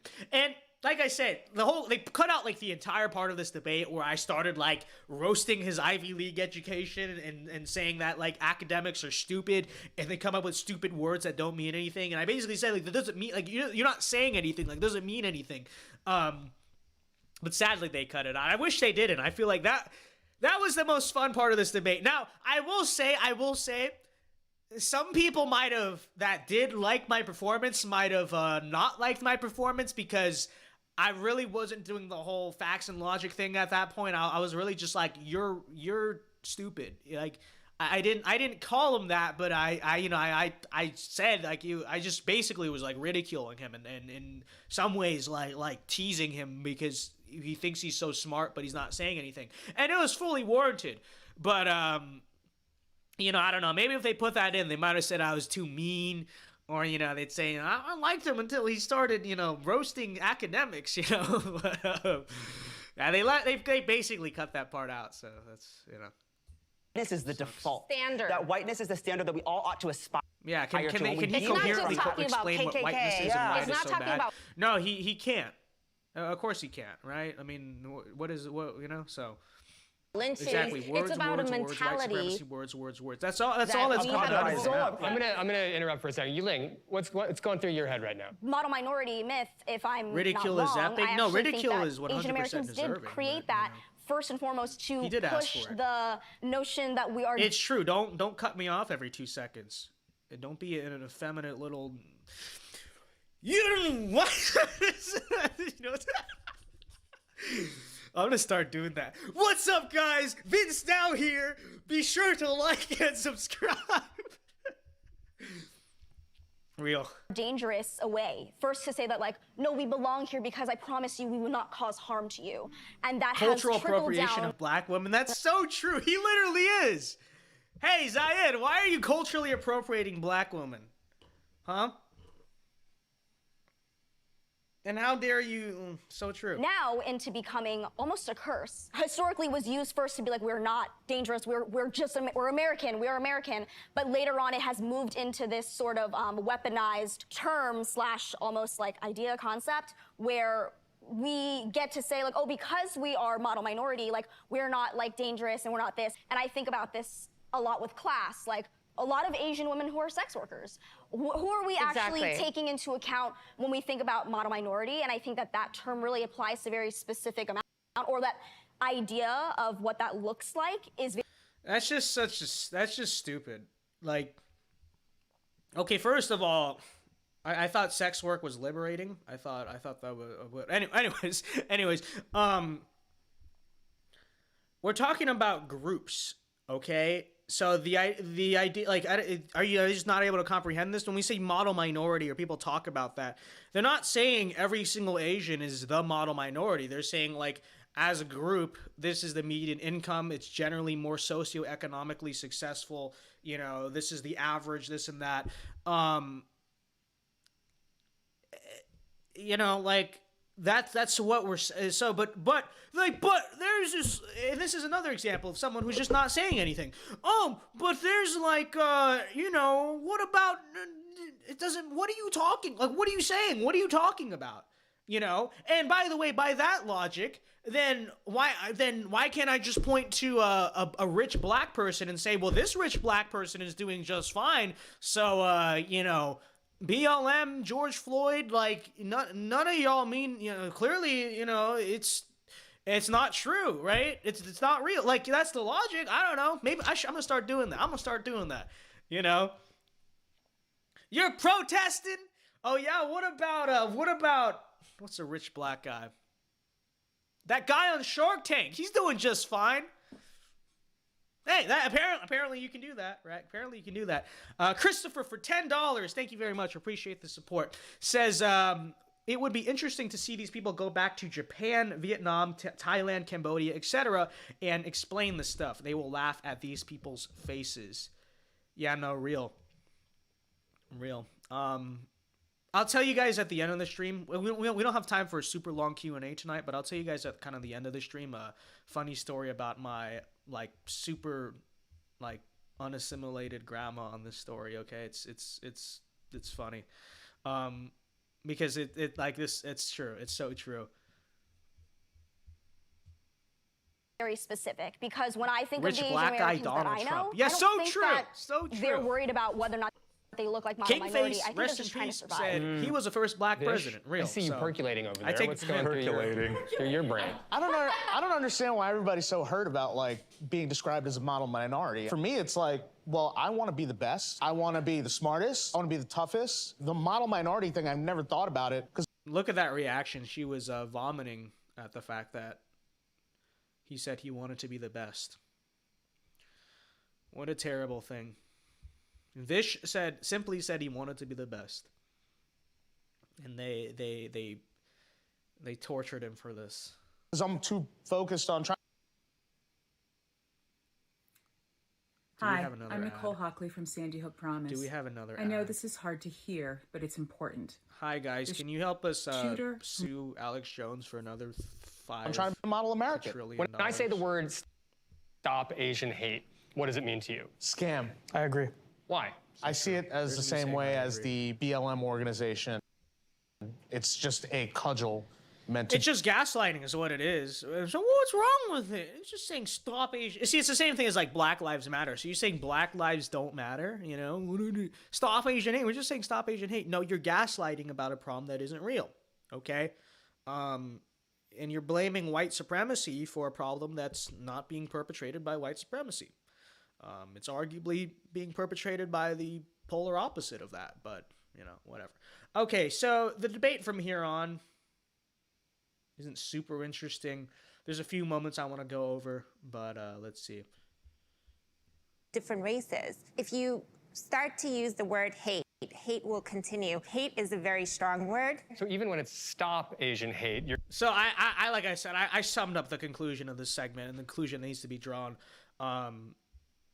I don't think they really included me in a lot of the rest of this panel because I spoke for like the whole time, but they're like, "Oh, we gotta give equal airtime." No, you don't. No, you don't. I'm literally like the star here. Okay, like not even in a cocky like arrogant way. It's just literally like the truth. Like this exchange between the three of us is what people are really trying to watch. You know. COVID, maybe that's true to an extent. It's also true. Oh, wait, So he cut me off, whatever. Oh, here's another moment of like not nice Vice editing. Okay.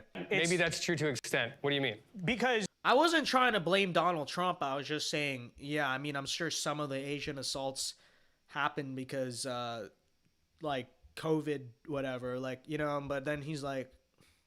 it's also true that it's been climbing over the past year or two, whatever. But then I was saying, like, because they kind of brought that up earlier, and I was saying, like, yeah, maybe some of them happened because of COVID, but I feel like most of them just happened because of, like, lawlessness and BLM and you know, the utter state of our cities, you know what I mean, in the past few years. And so the moderator just interrupts me. He's like, well, to an extent. And I was just like, what do you mean to an extent? Like, yeah, I'm sure it had an effect. But then here you go. That's also around the same time that we had all of these, you know, anti-police movements. A lot of But it's also around the same policy. time that Donald Trump was calling it the China virus, right? Well, he's not calling it. So, okay, I want to point this out. So, I to be fair to this moderator, there are times in the panel that I remember he pushed back against, like, the liberal, sort of. But you notice this in the final cut. The only person in the entire time he ever, like, asked, like, leading or trying to, like, grill was literally me. Okay? And there is actually a moment in this debate toward the end where I was just trying to speak and he cuts me off and tries to basically argue with me, and I was like, okay, dude, aren't you supposed to be the moderator here? Which was classic. I wish they left that in, because I was like, dude, aren't you the moderator? Like, what do you know what I mean? Like, I literally said that. I said, okay, dude, aren't you supposed to be the moderator here? But they didn't put that part in. That was towards the end. But, you know, the moderator was basically just, like, trying to cut me off here and trying to, like, stifle my point. We got from Smoke Pit 3000. Just sends a $5 or $4.99 with no message. But thank you very much for the $4.99. We'll round up to $5. We love you, Smoke Pit. Thank you very much, Smoke Pit 3000. That is a pretty strong smoke pit. I'm sure there's lots of brisket that can be cooked on that. Anymore, and it looks like this stuff is still happening. Problem with saying stop Asian hate and just saying stigma, whatever, is that it misses the real core of the problem. The real core of the problem. So I actually did. So see, they didn't really, like, represent when I said well, because that's like, oh well, that's I just used a whataboutism, and that's what you just used a whataboutism. Well, what I said in the full thing was literally that, you know, if it were true that it was being driven by Trump, then you would think that it would be Asians getting assaulted by white rural Trump supporters in conservative America, but instead all of the assaults are happening mainly from minorities in the inner city who are doing the Asian attacks, right? And so I was saying, if it's the effect of Donald Trump, it's like, how many of these people are listening to Donald Trump? How many people just in cities in general are in favor of Donald Trump? And then number two, like, demographically speaking, all that stuff, like, these are not, like, this stuff is not happening in Trump America. This stuff is happening in Biden America, you know, in liberal America. Like, that was, actually, I pointed all that out. I went through that entire thing, and, you know, they just cut it out. So they just make it look like I was just whataboutism, whatever, and then moved on. Like, no, I shut that down. Like, that's a stupid argument. But, you know, they just left it out, of course, right? Is that there is lawlessness and mass violence and mass crime happening in cities. I think that the Stop Asian Hate movement comes from woke left-wing social movement to kind of make it into this argument of, like, minorities being persecuted, when I don't think that's the core of the problem. I think the core of the problem is, like, it's just dangerous in our cities. Originally, when you asked what Stop Asian Hate means... Real. The Nigerians at Chicago subway at 2 a.m. are attacking Asian people and saying, this is MAGA country. C-word. C-slur. The first word that popped in my mind was ignorance. It goes beyond Okay, so this part is not all that interesting. We had a debate about the SAT. They didn't really let me... We actually did that for like half an hour, and they only put in like a few minutes, and they didn't really have me say anything interesting other than saying, well, basically, the SAT is like the way to level out the playing field when it comes to admissions and all that stuff. I don't know. It's not really all that interesting, but let's see here. A lot of people of all different colors are very off-put by... Oh, the Kamala Harris part. That part is interesting. Okay, let's play this part. By the way, they, like I said earlier, they totally snubbed me in the editing on this. Like I said, this was actually, the Kamala Harris section was basically the part where, like, I really had, like, like I said, you know, the, like, Ben Shapiro 2015 moments that everyone remembers, like the gotcha moments. Like, that was, I, like, really had those in this part of the debate, because they basically were like, was Kamala Harris a token? And I was like, yes. And they were like, no. I was like, well, Biden literally said she was a token. And Biden literally said, I'm going to choose a black woman as my vice president. And then he did that. So therefore, by definition, she's a token. Like, I'm not saying that. They literally said that. And, you know, they got mad and stuff. But like, they didn't like have any reply because it's true. And they just embarrassed themselves. And all they kind of left in for me was me like minorly saying she was a token and not really doing the whole explanation. So I'm kind of sad about that. I thought that was my best part of this debate. But We need to understand and recognize being Asian is not just being East Asian. Maybe Asians didn't feel represented by Kamala Harris. Maybe people just don't like Kamala Harris. Like, she's one of the least popular vice presidents, I believe, in like recent history. I don't know if it's like an Asian exclusive thing. Why weren't Asians celebrating Kamala Harris? You know, maybe because she's annoying and also like barely Asian. I just think a lot of people. What was my SAT score? Composite score was 1520. I took it twice. For the super score, my super score was a 1550. So the first time I took it like straight, I got like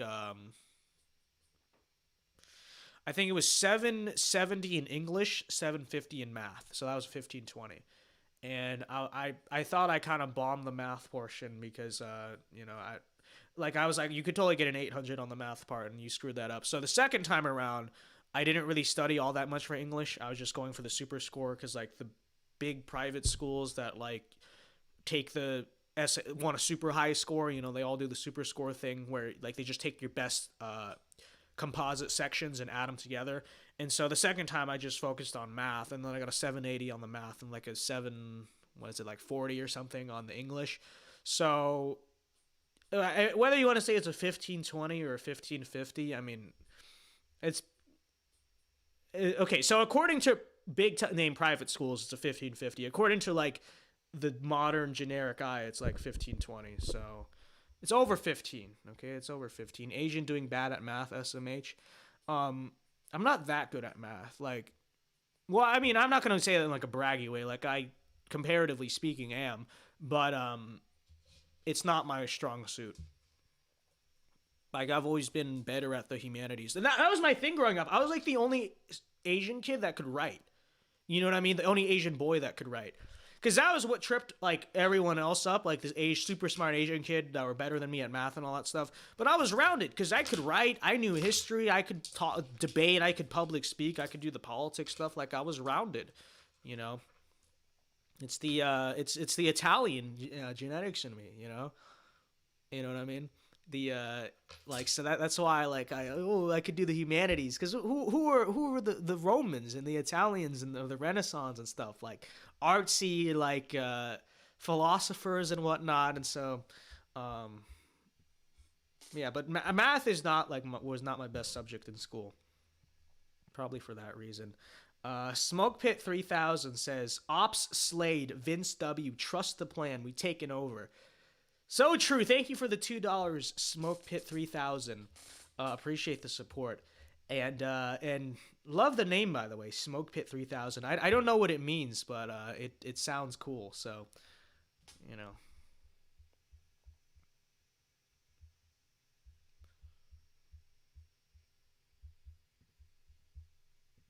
Why don't you think they like her? She comes off as obnoxious and pretentious, and they don't like her politics. Can I piggyback off that?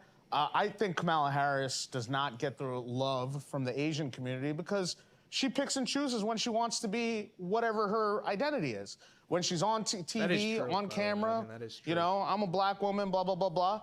But she only claims her Indian and Asian background when she's in the fundraisers with the rich Indians. She's doing it to herself. She's dividing her identity by playing up, you know, code switching. I know AOC likes to use the word code switching. Code switching to the black community when she's on camera, and then code switching to the Asian community when she's raising money. Don't be surprised if, you know, you only come around when you're asking for a check, and then we're not in the streets, you know, as hard as you would like us to be. But then again, you don't go on camera wearing a dot on your head. Real. And the jasmine in your hair, right? And wearing a sari. Show me a picture of Kamala in a sari. right? When was the last time? I've seen Justin Trudeau wearing Indian clothes before her. You know what I mean? So don't give me the nonsense. Right? So basically, the black USC girl was like just going on about how she's basically shaming other Asians for not taking Kamala Harris seriously, which is just laughable. Like, it's her fault that Asians don't get behind her. For her trying to win over people, do you think that maybe as a... So like I said, they cut off my portion here, but let's see what the salvage what they did leave in. You switch the identity. Any summaries for the video? Well, I'll probably do a condensed kind of breakdown tomorrow as a video. I'm thinking of doing that. Promise me though, if you're watching the stream right now, promise me you'll still watch that, okay? All right, that's my worry. If I do the same thing twice and kind of title it similar, people are gonna be like, oh, you already did that. So I will do it in a condensed version tomorrow if you guys vow that you will watch it, okay? Based on the need. And that is the problem. Did you pitch that guy about AV, Vince? That's Vish. Vish is Vish knows all about it. Vish is in NYYRC. We're homies. I think Kamala exists. And Homies, right? you kind of saw this. He's my dog. He's my dog, homie. Real. And shows her she exists to basically appeal to like the woke diversity mob. Like that's the truth. Biden said, I'm gonna pick a woman, and then he said, I'm gonna pick a woman of color, quote unquote, ended up with Kamala Harris. And I just think that a lot of people outside of Ivy League educations find that stuff. I pointed to him, the Ivy League education part. You see, if you saw the whole debate, it'd be so much like better in context, but instead you just get a subtle jab at Ivy League education. You know? In general America, a lot of people. Be sure to leave. By the way, people watching right now, be sure to leave a like on the stream. Okay, okay. We got 111 viewers. I don't know how many likes we have, but go leave a like on the stream right now. Okay, do it. Do it. See the like button right there? All right. Do it. All right. Let's continue. Put by her entire political presentation in existence because they're off put by the women, diversity, black people, liberal nonsense. They're off put by. I'm not gonna lie. I should have put 2 and 2 together, but I'm stupid. I thought Vish was black. I literally thought it was black. In fact, the first thing I said to him when I saw him, I was like, "Yo, what's up, Vish?" And I was like, "What? They bring you on for the black people panel?" I literally said that. Oh my gosh, he was so funny. Then I was like, "Oh I thought, oh shoot, he's Indian, isn't he?" Because like Vish, okay, that makes sense. Like he looks black. He looks so black, doesn't he? Okay. I told him that too. I told him like you are like so black passing, and he agreed. He totally is. A woman in leadership. I want to chime in here. It's because it's like the way he does his like hair and his beard, and like the tat he has. That's like it totally seems. He used to be a drug dealer too. Not that has anything to do with. Okay, she disavow. Not that has anything to do with it, but I was just telling his life story. He's a former like drug dealer that turned his life around. But I didn't know. Okay, disavow. I wasn't. That was unrelated statement. Okay, unrelated statement. Her entire political presentation in existence because they're off put by the women, diversity, black people, liberal nonsense. Hey, he said that, not me. He was the one who said that. A woman in leadership. I want to chime in here. He's the one who said that. Apparently, even like women of color and black women, even like just as we talked about, approval rating in general sucks. I agree. Why? Because let's get off the approval rating for a second. I want to hold on one point of yours, which is she's a token. That's what I heard from you. Sure. I think. Hi everyone, Mark Barden here at Sandy Hook Promise. Oh my gosh. On December 14th, 2012. Great. Okay. Biden chose her absolutely as a token. So I want to know how you respond to sort of what Vince was saying, that Kamala Harris effectively was a token pick because demographic boxes, and specifically an Asian American demographic box. I feel like anytime a person of color gets chosen, we're looked at as a token, especially in institutions. It's historical, like it's new to us, right? So in one sense, there's some truth to it. Even in our own communities, I think Is she a token? Like, we second guess ourselves. You start to second guess, are you worth it? Because you're constantly being... She's a token because Joe Biden said she was a token. You know, that's all there is to it. Qualified. Did you get here because you were diversity hire or, this is the existence that we live in right now. And so Kamala Harris is actually very representative of what we face. You can say token all day long, but you can't take that away. People will scrutinize her. However, what about the other people, other 47 presidents who've definitely done their fair share? I'd say probably worse things.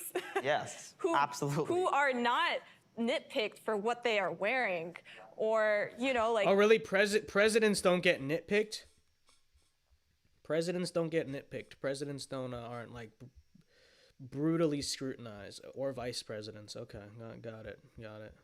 Sure. Maybe not fitting in enough because they already fit in. No president in history has ever been scrutinized or politician until Vice President Kamala Harris. Okay. White? Yeah. Yet another white person? Yeah, like a lot of people. There's only been 46 presidents. Well, she knows that Donald Trump is going to, run the table. So thank you. So true. Agree with, her politics. And, like, I don't want to take, like, her credentials away. Yeah. Because What credentials? She literally, like, sucked her way to the top and then,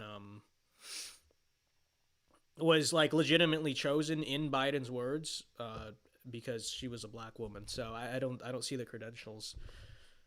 Because she can dance very badly and laughs very dumbly. Okay.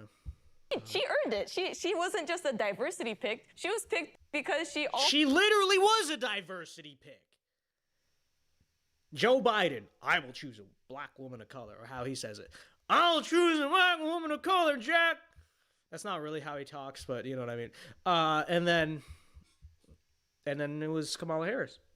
And it was going to be Karen Bass, but Karen Bass is a former member of the Communist Party, so they're like, that's probably not a good look, and so they chose Kamala.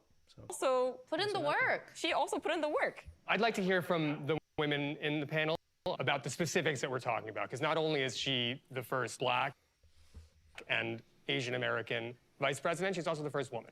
Choice. I disagree with Kamala's politics, I'll say it, but at the same time, she's representative of a woman, and I think we should give her some award for that. Like, credit? I like credit, yes, that's the word that I was looking for. This is my point exactly with plain identity politics. Now Bass is mayor of LA. Who cares if she's black? Who cares if she's a woman? Like, if she got there on her own merit, that's what's important. Elaine? I haven't really thought too much about She didn't get there on her own merit, though.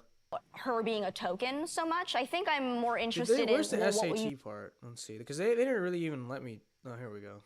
Okay. And you can lower the standard a little bit. What I would still say is I think there has to be some proof still of capability. Right now, So I basically said affirmative action, it shouldn't, there should be, like, your race shouldn't be a factor in admissions. And then I said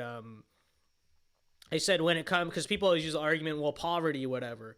And so what I basically said was, you have to, I guess to some reasonable degree, if you've had a life of hardship, it's you can make a case to why, you're more deserving, but your grades aren't the same. And what I basically said is, like, here's what I said. I'll sum it up because they cut me off and it's not that interesting. And I think there's a way easier way for me to just say it without getting interrupted by, Zaid and the purple hair girl and the black girl. So let me take a stretch really quickly. I've been sitting here a while. So it is true that, maybe in some way you could have like a hardship factor as part of your admissions. But what I essentially said is that there still has to be some type of basic metric of capability, right? Like, yeah, maybe you didn't get the same grades because you didn't have all the tutors and you didn't go to private school and you had to work for your family all 12 years of your life and like of your school life and all that stuff. But I think you still have to ask the fundamental question, okay, well, sure, maybe that's why you don't have the same resume as this person. But if you are put in our institution, if you have to take these classes, do this coursework, are you going to succeed? Right? Right? So it says, yeah, maybe that's why your resume as it came is not as good, but are you going to do the same job? Are you going to do a good enough job to be at this school, be at this institution? And so what I basically said, and I think in many cases the answer is no, okay? I think the way our college admissions is just way too focused on this, like how, meaningful your essay is and how your extracurriculars are and all that stuff. And so what I basically brought up was the SAT, right? Because there's a big liberal push to get rid of the SAT. They'll tell you whatever reason they want. The main reason that they even say they're trying to get rid of the SAT is because Black and Hispanic students score lower on it. Therefore, anything that has disparities is racist, and it must be because the test is racist and all that stuff. Whatever. But what I basically said about the SAT, and they cut a lot of it out, but we had a 30-minute long debate about the SAT, is that the SAT is about the fairest metric you can get, because that's a situation where it doesn't matter how many tutors you had or how equivalent the coursework was, right? Whatever. This is a situation where it's like man against man. You two have to take the same test, and you'll see how you do. Okay, and you see what score you end up getting. Okay? And let me explain, because I know there's going to be people, there's a lot of kids who don't like the SAT. They don't like it themselves or whatever. But here's the honest truth about it. And John Doyle, by the way, an older video, has a very good video on this, though. There's a lot of myths about the SAT. The first is that if you just buy an expensive tutor, you'll do better on it or whatever. Okay? The actual, kind of data on that does not equate that. I think they say the average that the whole SAT prep stuff raises your score by is 20 points. 20 points. People pay $3,000 and their composite score gets raised on average 20 points. Okay. And so that's not really true that you can just buy your way to the top when it comes to the SAT. What is true in many ways, I would say, is your grades, right? Your GPA. See, GPA is very subjective and hard to compete with each other. Because, some schools you go to, the academics are super rigorous, and maybe that one chemistry professor you had is just a total jerk, right? They're known for having the most notoriously hard class. The other person took what is on paper the same honors chemistry or AP chemistry, whatever, on paper, but they had a super easy teacher. They went through just doing 5 APs in school, but they're all super easy because they went to a dumb school or whatever. And they end with a 4.9 GPA. The other person has a 4.1, and I think in a lot of ways the argument there is, how can you compare those, because y'all didn't go to the same school. You didn't have the same teachers. So how can you just say GPA? You can't. The thing about the SAT, I think it's the fairest way you can go, because it's everyone has to take the same test. I'm not saying don't factor in GPA, but everyone has to take the same test. And if you want to basically make the argument, I don't have the same GPA that so-and-so has because I had to work, or I had family issues, or I was poor and didn't have all the time to study because I had to help out, do whatever, this and that. Okay, well, you have the same 2-hour, 3-hour test as this other person. How are you going to fare? How are you going to perform? Right? And so that's why I say, to me, it's the most fair test. And how effective is the SAT? Here's the other question. How effective is the SAT?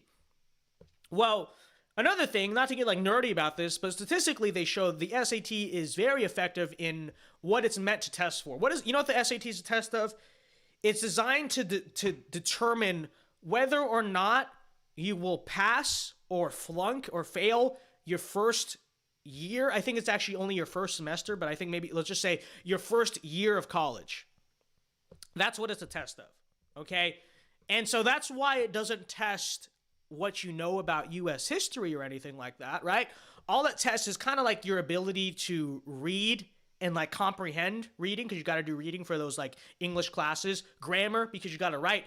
And then in terms of the math stuff, a lot of the math subject matter wise on the SAT is very easy, right? The subject matter math on the SAT is all just up to algebra 1, right? That's I think the 10th grade math or whatever. But what it is, a lot of it is logic based, right? There's a lot of trick questions, a lot of you're going to look at that kind of whatever kind of questions, right? Why is that? Because, when it comes to will you pass those first year math courses in physics and chemistry and all that stuff, it's not so much about, this or that, whatever. It's all it really is do you have the logical skills to look at these unconventional math problems you haven't seen before and figure them out, right? And from what I've heard about this data, it actually shows that the SAT is like stunningly accurate when it comes to like gauging your future college success, statistically speaking. GPA, not so much. Because GPA can be very inflated or deflated depending on what type of school you went to, but they say the SAT is actually very good at this stuff, okay? And so this factors all into basically the discussion we had, which is that, you know, I think the SAT is the most fair. They want to get rid of it because they claim it's racist or whatever. They probably claim that just because it's actually fair and it's actually a good metric, and it actually, statistically speaking, is a very good metric of, you know, future college success. But I also brought this up too, which again, they didn't put any of this in. But, I mean, you think about it for a second. What is, let's say, so supposedly according to them, there's all these poor kids who are totally capable. And if you put them in Harvard, they would do just the same. Circumstances were the same. They do just the same as the private school kid or whatever. It's like, okay, well, guess what? That private school kid has like a 5.0 GPA because what the private schools do is they offer all these AP and IB classes, and so you get the extra GPA point. And so you can literally get it to where you have an over 5.0 GPA at some of these schools. Whereas if you go to school in like Compton or South Side of Chicago or whatever, they might not have a lot of AP classes. And so you might be the smartest kid in that school, but you only have a 4.0. But where you can prove that, where you can prove I'm just as smart as the 5.0 kid is guess where? Guess where, right? Guess where? It is in the SAT, because you two have to take the same test. And so that's your opportunity to show to Mr. Private School, Mr. Modern Day, Mr. Prep Academy, I'm just as smart as you, even though I don't have your GPA, right? Theoretically, that is your chance. And I also brought this up too. It's like, if it's really about giving that poor kid who's actually a genius the same opportunity, then have everyone take the SAT. But they don't want people to take the SAT. Why? Because the results that the SAT show, quite frankly, I'm just put it very bluntly, are not convenient to their social narrative. Okay? And that's why they want to get rid of the test. No other reason. It's not the disparities, the inequities, inequalities of SAT scores are not convenient to the social narrative of the left. And it really is that simple. So, anyways, let's close out. So that's the SAT segment, whatever. Let's close out the Selves panel. up there. If you don't have $5,000 in your account, then you can skip this ad. I'm serious. If you don't have $5,000 in your account, SAT is literally an IQ test, and studying can only raise the score so much. I wouldn't say it's directly an IQ test, but it's like, I'd call it an academic IQ test, right? It's an academic IQ test because it's like a test of how well you can just do the things that are required in like classes, and especially college classes. So I wouldn't say it's like it correlates. It probably does pretty strongly, but I wouldn't call it directly an IQ test, but definitely an academic IQ test, right? So it's an intelligence test. That part is definitely true. I think you will definitely see some people actually move to the right because of that. How big will it be? I don't really know. Probably not as big as a lot of Republicans hope, but I think it will happen. What do I think about the future? I'm gonna be hopeful because I think that oftentimes... I mean, studying for the English raises it a lot. I mean, don't get me wrong. Yeah, if you practice the questions and kind of understand the logic, you will raise the score, but I'd also argue there's a cap. You know, there's a line where it drops off where it's like, you're never gonna get an 800, you know, or beyond this score, basically ever, right? Like, I remember I thought when I was kind of studying for it, and I did raise my score a little bit, my practice scores and stuff, I thought I had, like, SAT English figured out, and I was like, there's no reason you should not get a perfect score. But in the practice or the real test, it never happened. Like, I could never do it. And there's always just that, like, 2 or 3 questions that always, like, screwed me up, you know? And it's always like that, you know what I mean? So there's definitely, yeah, it is true. You can raise your score to an extent through practice. There's definitely a ceiling you hit where I think that's like your max academic intelligence. Like, truly. It's like we are characterized as just angry, right? And then our politics isn't, and our politics isn't rooted. Makes me angry. Yeah.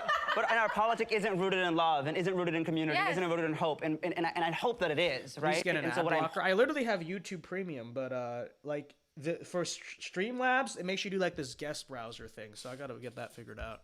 hopeful about is that we can sit here and name politicians who look like us and sound like us. Yes. And that wasn't the case when I was a kid. I didn't think that that was possible. So from where I'm sitting, like, I think the future of Asian American leadership looks like telling our own stories in community with other people. I mean, look, it's like if you don't have a good SAT score, no one cares. Like, I mean, I don't think it's really that big of a deal.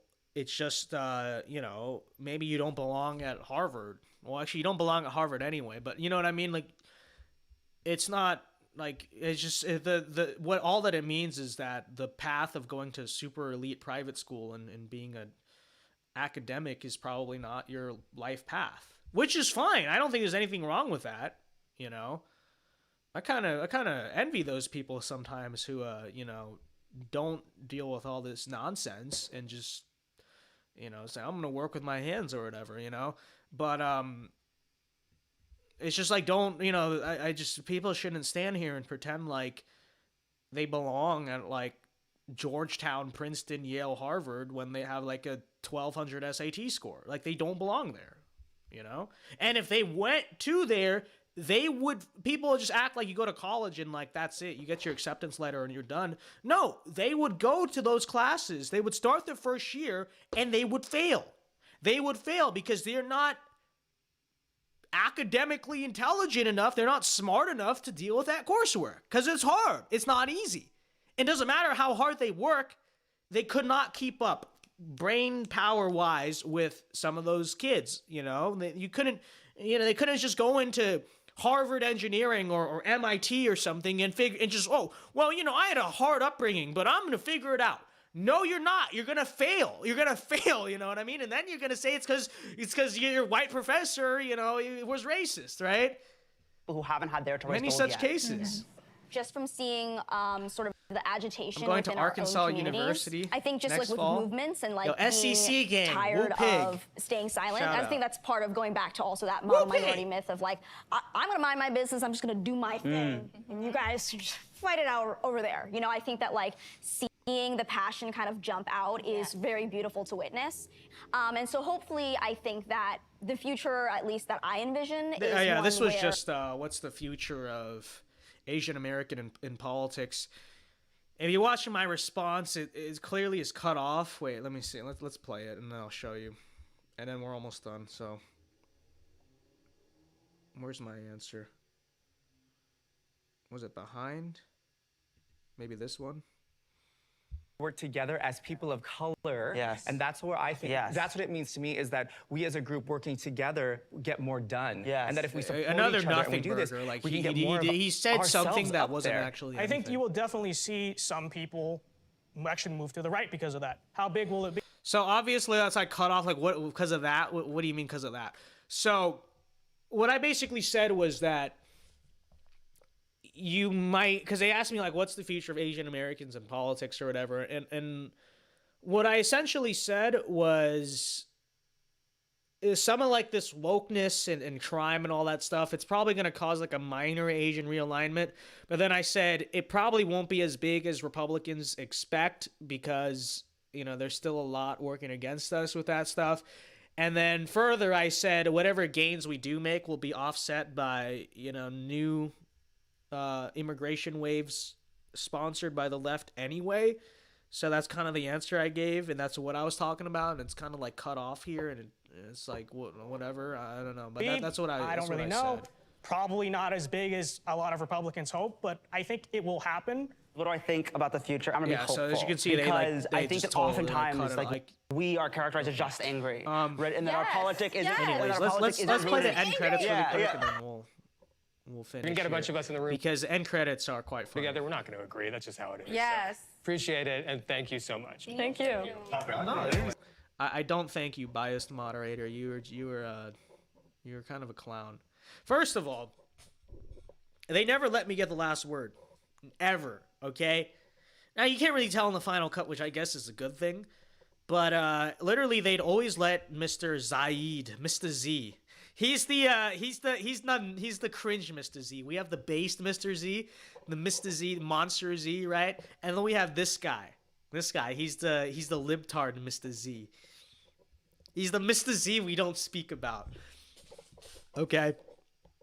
But me and him would just be going back and forth like constantly, and then the moderator would always be like, after he gets a last word, they'd always be like, okay, moving on. I'm always like, what the heck? But yeah, I mean, I expected that. But I also didn't really fight him that much on it because I was like, you know what? He's just looking stupid. I don't care that he got the last word. He didn't say anything anyway, so it's fine. You know what I mean? Like, I still won anyway. When was the Vice video made? Like, early October. You just slayed. No, you slayed. I almost. So it took 2 months, which It was I'm kind of definitely impressed a ride, by. you know, with some I ups expected it to take longer. But here's us in the green room. and some lows. They had like coloring books to entertain us or something. Fun, interesting, kind of spicy. I was surprised by the Stop Asian hate. Quite a few people who were like, it's not a thing. I did disagree. It's kind of it's not really what we said, but okay. With almost every Average, of course, the moderator, the non-biased moderator, right? thing that they said. I also have They said that just it means me. found it hard to believe that people think that Black Lives Matter is looked at in some way as fake. I have zero. It's not fake. It's very real. It's just it's a terrorist movement. So regrets. A lot of Asians in the community actually support Trump because he promotes meritocracy. Love Donald Trump. Meritocracy. Can I say that again? He's from Queens. I'm from Staten Island. Meritocracy. We're basically paisans. I think the term Asian Americans should be erased. Asian Americans are awesome. Closing thought on Asian American as a term. It is as So there's a pretty blatant example of them just trying to cut me up to make me look bad. The camera girl, whatever, even asked me, like, do you think the term Asian Americans should be erased? And I just said, yeah, I agree. And she was like, okay, well, say it as like you're answering the question, like, you know, but saying the question, like, say it out loud. Like, I think Asian Americans, the term Asian Americans should be erased. And I was like, okay, I think the term Asian Americans should be erased. So it was, you know, it was a setup even in that moment. But then I also said it should be erased because I gave a whole answer to it though. I said because Teddy Roosevelt, hyphenated American, all that stuff. But they didn't leave any of that in. They just said I think Asian Americans should be erased, which, you know, I know is a gotcha moment. I know it's supposed to make me look bad, but I honestly thought it was funny. So I don't even care. I laughed at that. In fact, I clipped that and put it on my Instagram post because I thought it was like hilarious. But that, you know, so, you know, I had people saying like that would set you up. Why, you know, you should call them out for that. I'm like, yeah, but that's not surprising. Like, you know, you think I'm so, oh wow, they cut you up. Wow, they're trying to make you look bad. Wow, like what a shocker. Okay, so that's why I didn't say anything stupid. You know, that's why, you know, I didn't. I said that, I guess, but, you know, first of all, in the context of this interview, you know what I meant, but also even like out of context, it's just funny. It's like it just sounds, you know, it's like I don't think it's an issue at all. So creative, open, and I'm not hurt by that at all. I'm glad they did that. I thought that was hilarious. Here them on their coloring books, which they offered us. I never opened. I literally just went on my phone, kind of drank that coffee or Red Bull or whatever I was drinking, and just kind of stared because they wouldn't let us talk to each other. Me and Vish were trying to talk to each other, trying to catch up, and then producers like, don't talk to each other. And we were like, we know each other, because they don't want us to talk to each other so that we save it for the panel, which I understand. But they were like, no, we know each other, you know. But they're like, no, don't talk to each other. I don't care. And so. But so they had these coloring books, but I was like, I'm not gonna do a stupid coloring book. Like, what the heck? But you know, it's kind of funny on the B-roll. They have them doing coloring books. complicated as we decide to make it, and we can. So. Wow, you're so quirky. Wow, she hit the. I don't know what that is. Let's go back one. I don't know what that is. You know, I'm not the most hip Gen Zer. I'm not gonna lie.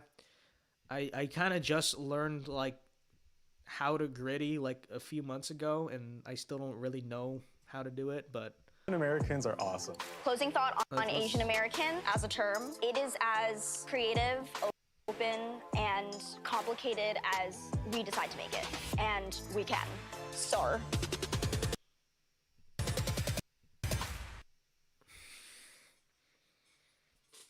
I don't know.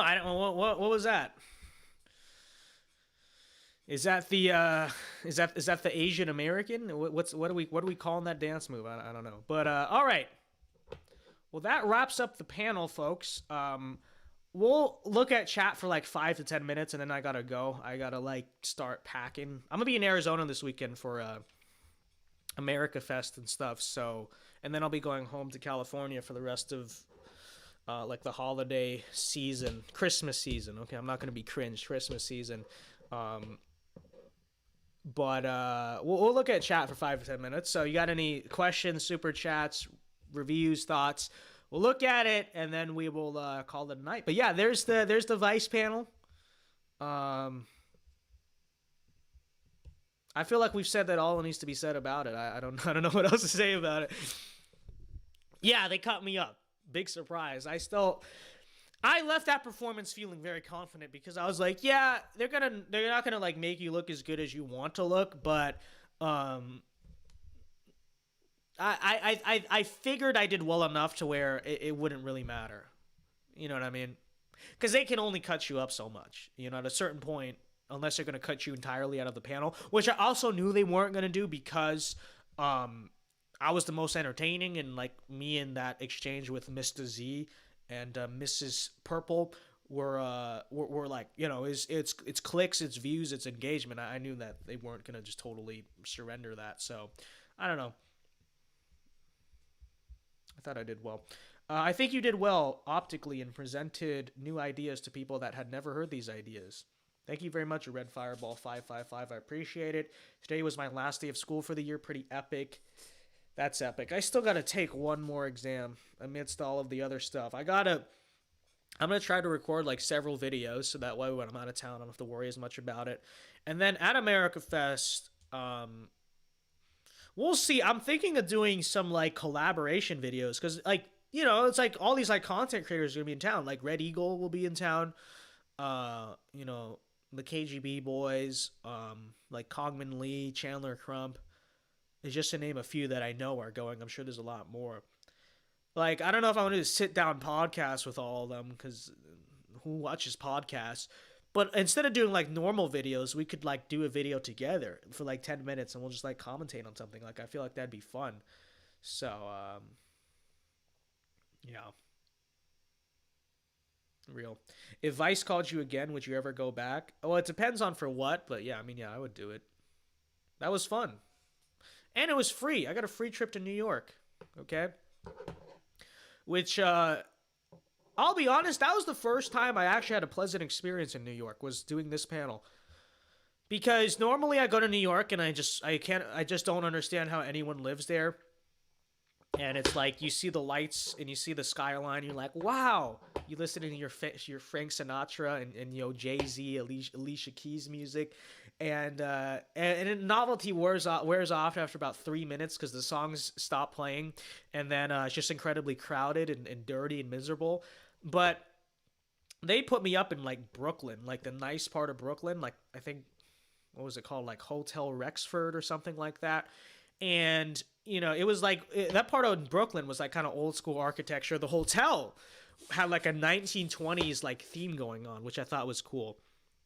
Like it was it just felt like old America. Like it felt like the 20s. Like the hotel was like a 1920s hotel. Like the whole thing was cool. And that whole part of town, it just felt like old America. Like it felt like 1920s New York, you know what I mean? And so there are a bunch of there's a bunch of hipsters running around it, right? Which is annoying.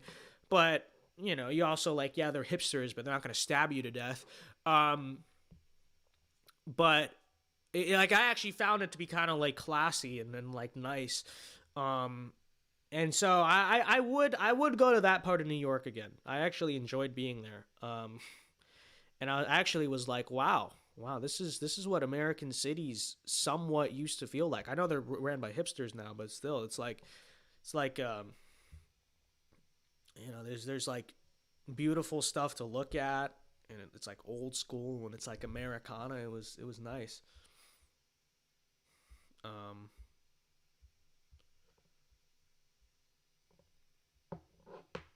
Vice butchered Vince worse than MX, because it's neither.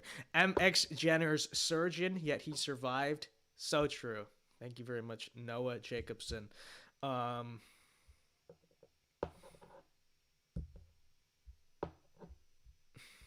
Let's see here. What else I got going on?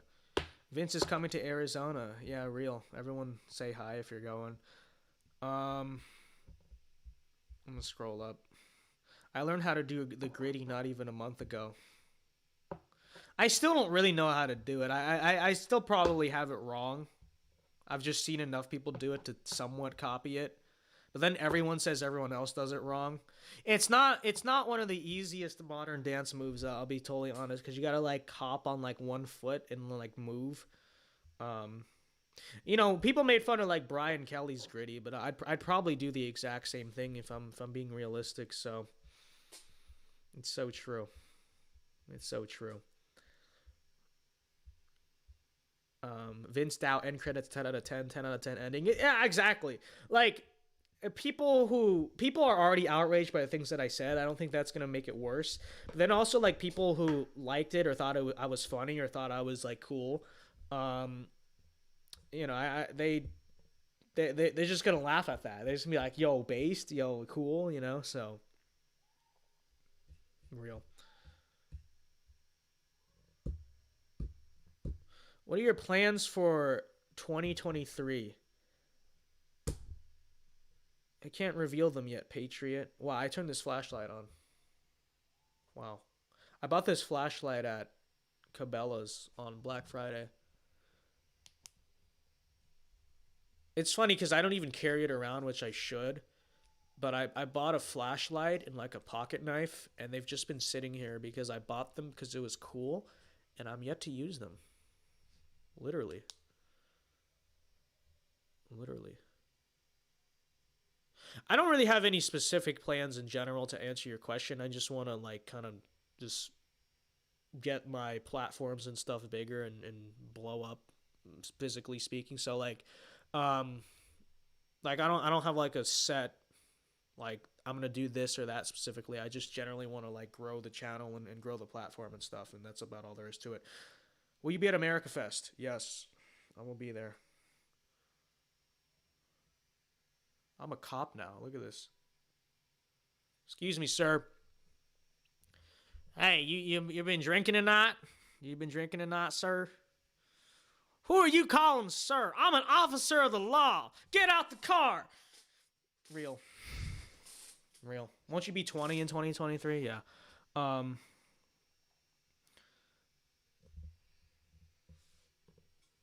literally am a child. This is funny. Haha.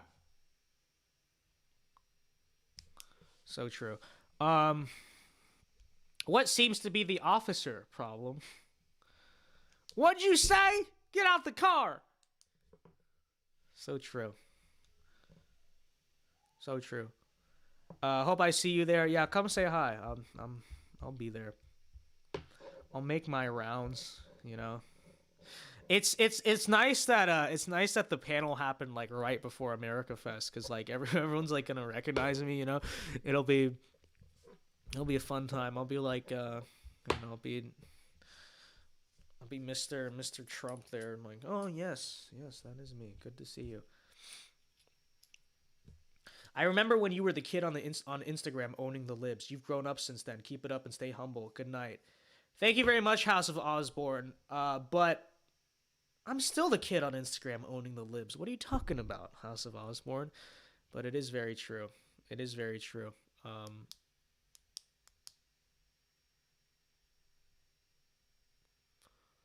I love this. Okay. Yeah, no. I mean, I feel like on the humility front, you know, I'm like old enough to understand now that it's not important. But when I was in high school, like when I first got fame, oh man, I had like the most gigantic ego on the planet. Because it was also like it was like a chip on my shoulder thing, because like I was so like ridiculed by like high school classmates and stuff, even like before I was big. Because like I was doing the conservative stuff and no one really cared, but then I did this video like walking into this was in 10th grade. I walked into Planned Parenthood and said they were murderers and walked out and posted that, and I got like mega trouble at school for that, and everyone was like, oh. And so after that, I basically became a pariah for a while. And so then, like, after that, when I started, like, blowing up and, like, started, like, getting, like, tens of thousands on Instagram and stuff, I just wore it as, like, a badge. Like, every like, time I succeeded or at something, I just had to, like, flex like crazy and just had, like, the biggest ego about it. But that was, like, high school me, and that was, like, LA influencer me and all that, and I thought I was, like, Jake Paul. But, you know, as you get older, you realize it's all kind of stupid. Like, you know, the fame is not what it's really about. It's about, like, spreading a message. You know, it's about a cause. It's about trying to glorify God and not getting distracted by a flashlight. But, you know, I try my best not to be, you know, because on one hand, you do have to have confidence. That's the thing. To do this, you know, you can't not be confident in yourself. You can't not be like sure of yourself. But you know, you also can't just be a completely arrogant jerk. Thoughts on Trump's announcement today? I don't know whose idea it was to advertise the NFTs while also announcing a great free speech platform, regardless Trump 24. Yeah, I thought it was just kind of like a troll. Like, I laughed at it, but no one wants to laugh. It's very interesting because everyone used to just laugh at Trump. Oh, he's hilarious. Oh, it's so funny. But, you know, no one laughs at him anymore. Now everyone just gets, like, triggered by him, like conservatives, I mean. So it is what it is. I guess maybe he shouldn't have done it. It was a distraction, I guess. You know, like, again, I thought it was hilarious. Like, when I saw that NFT, too, I was, like, laughing so hard. But you know, I guess he shouldn't have done it. I guess, you know, it was a troll that was miscalculated. You know, I don't know. All right, a few more here and we'll call it a night. When will you box Logan Paul? Real. POV doctor checking your teeth. So true. So true. Although I was too dumb for dental school, so I'm Sheriff Roscoe Dow train, okay? I got the Duke boys now. That's me. David Carlson is Boss Hog. He's Boss Carlson. What? You better have him for real this time, Dow Train. Oh, I tell you, I got the Duke boys now. So true.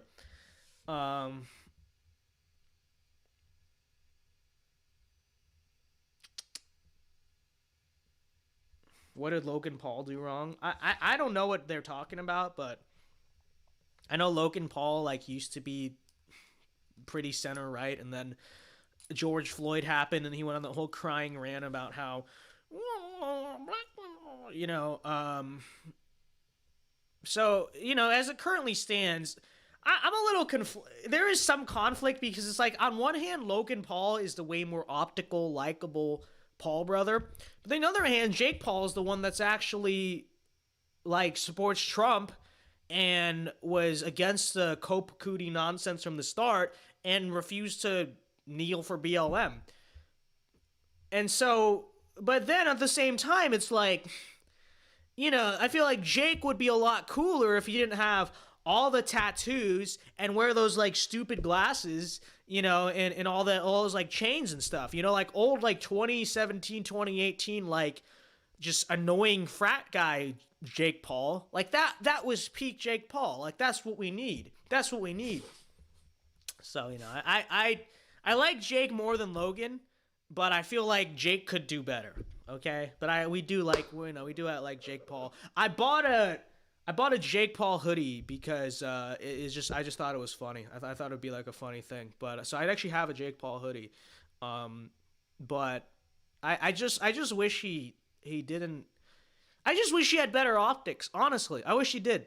If he didn't have a million tats, he looks like Lil Pump or what's that guy, like 6X9, whatever. Like he's just like, he has like tattoos all over his body. He wears like those stupid like tinted glasses. Like, what are you doing, dude? Like, who is this guy? You know what I mean? Like no, it's everyday bro with the Disney Channel flow. Okay. He's a savage, roly, Randy Savage. Okay, like that's Jake Paul. That's who Jake Paul ought to be. That's his duty. Okay, his duty is to be Gen Z's Donald Trump. It really is. His duty is to be Gen Z's Donald Trump, and he's squashing it. He's squashing it because the dude won't shave. He has a million tattoos, and he wears stupid glasses. I don't know. So maybe we need to red pill Logan Paul and then have him do it. I don't know. We got to figure that out. But all right, guys, I'm gonna end the stream here one last time before you guys go. Be sure to leave a like. Be sure to subscribe if you're new and watching on the replay or whatever. Hope you guys have a very blessed night. And until next time, ladies and gentlemen, Alpha moves only. God bless. I'll probably see you all tomorrow with the condensed version.